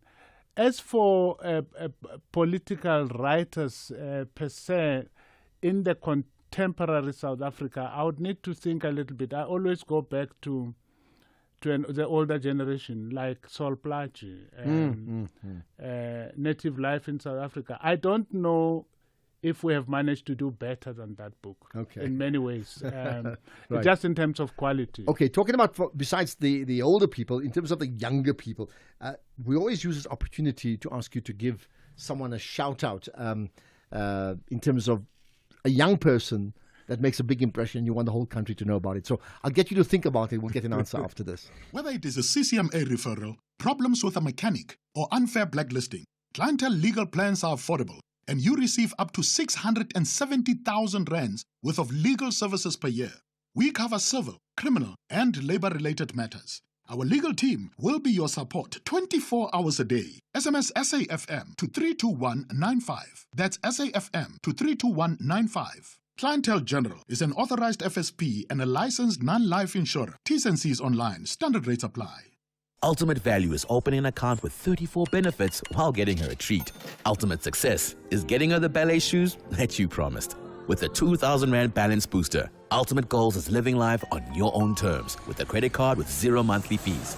Absa Ultimate Banking is about having it all in one account for 98 Rand per month. Apply online now. Your story matters. Absa, subject to affordability and scoring. T's and C's apply. Absa is an authorized FSP and a registered credit provider.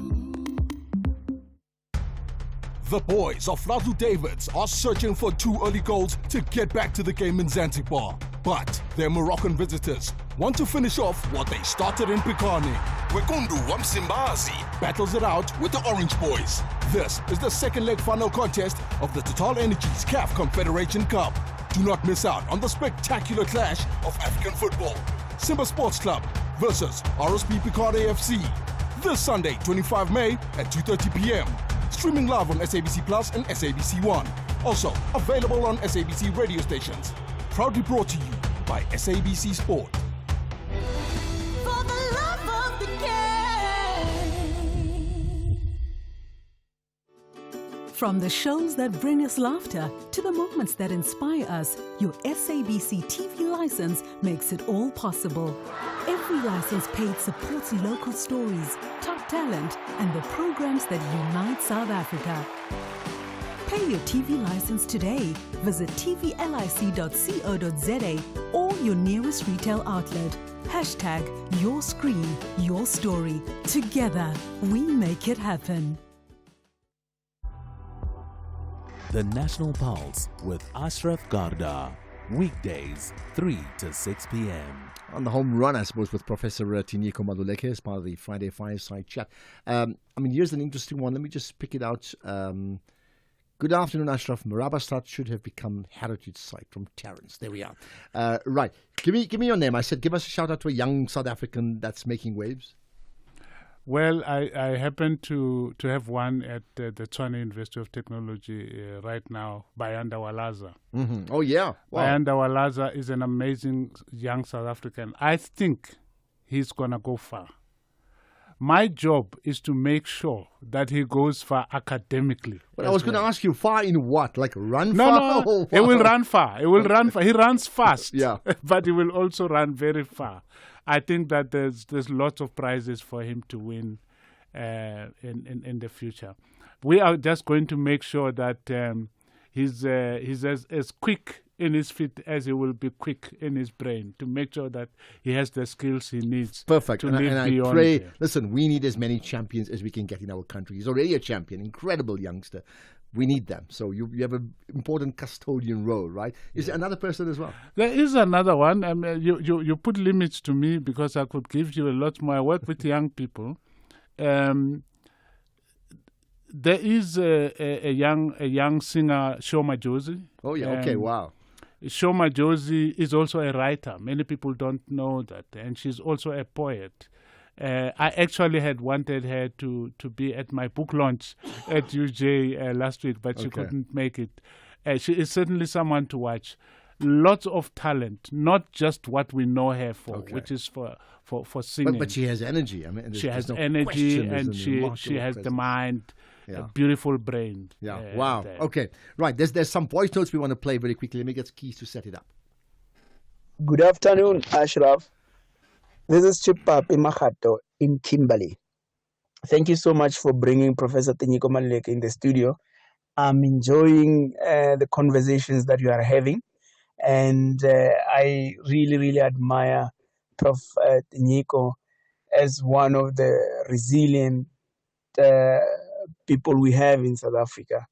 And I loved his work from when I was still in high school, when he used to do political analysis. He brought humor and accessibility to how politics can be understood. Thank you so much, and have a good one. Thank you, Prof, for your insights. Good evening, Asha, and good evening to my professor there. I want to say thanks, Professor, the way you are doing, participating in the country. I hope, or I wish one day you can be the president of South Africa. Keep it up, Professor. Hi, Ashraf and your team, lovely South Africans. Thanks for bringing back in that day Tinyiko. You know, we owe this kind of people a lot of respect because they really helped in shaping our democracy. And we are so grateful that this land was blessed with such individuals. Tinyiko, we thank you very much. Maybe it's important to say all these things while you are still living. Let's give you roses while you are still living. Thank you very much. Good afternoon, Ashraf. I'm Svido in Watema. Hey, you are having one of my favorite intellectuals there in Professor Tinyiko Maluleke. Even if one doesn't necessarily agree with his sentiments on certain subjects, but his objectivity in terms of his analysis is never doubtable. I like that, Professor. Thank you. You've got a serious fan club, and I must concur with that last caller that said you're one of these favorites. You're certainly one of my favorites as well. I can tell that to you now. Absolutely. Right. Amazing. Time rushes us, right? What about, what's the legacy you want to leave? Yeah, that question is a little bit like that of purpose. Sometimes you just leave and you do the best that you can, and your purpose gets revealed. It's better sometimes not to go around with a strong sense of wanting to leave a legacy, because the legacy is being made as you do. It's almost like it's compulsory. What's your legacy? Then you have to leave something. You can just do what you need to do. A colleague of mine at the University of Natal was once doing research on some subject and asked students what would they want to see written on their tombstones. Students are not thinking about tombstones and dying. They think they'll live forever. Oh my But goodness. one student surprised him, and the student said, "I want it to be written on my tombstone, finally, he meets his deadline. I love that. Yeah. Could I ask you the same question? What would you like to have written on your tombstone? I think for me, here lies a man who tried to instill hope and to inspire. Just tried to inspire.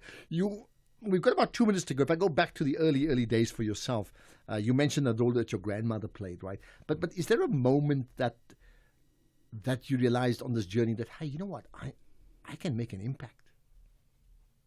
I think my grandmother helped me discover that. Because not only did I read letters for her from her brothers, she then marketed me around the village, and I started becoming the village letter reader, and almost became as famous as the village sangomas because of my magical powers to make papers talk, So it was at that moment that I discovered that I could be of service. Yeah. And I could have impact. It was her. In fact, everything else I did later, I realized that if it wasn't for her inspiration and for her belief that I could do whatever I wanted to do and be whatever I wanted to be, in spite of herself not having been to school.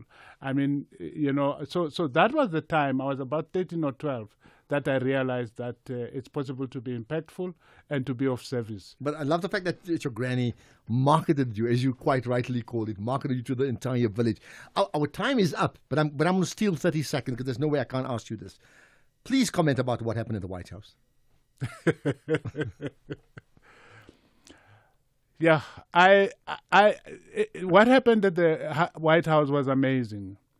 In many ways. So amazing is the key word. Amazing that a leader of another country attempted to make us account for what we are doing in this country. I find that amazing that we are summoned like that. But it was also amazing to see so many South Africans together with our president in their own way. We can criticize, trying to stand up for the country. I found that amazing. And I think that overall, it was 1-0 favor South Africa. Well, there you are. Well, let me say, our time is up, but you have been amazing. And my promise is that I'm going to get Themba and Keith to say, come on, we need to speak to this man a lot more than we have done in the last year and a half. It's crazy. We need to talk to you more. So there we are. Thank you very amazing. Much, Professor Tinyiko Maluleke. Get the book as well. You must get his book, okay? Right. Thank you so much for being my guest here on the Friday Fireside Chat here on the National Pulse. Right now, let's get to the news. Here's Greg House.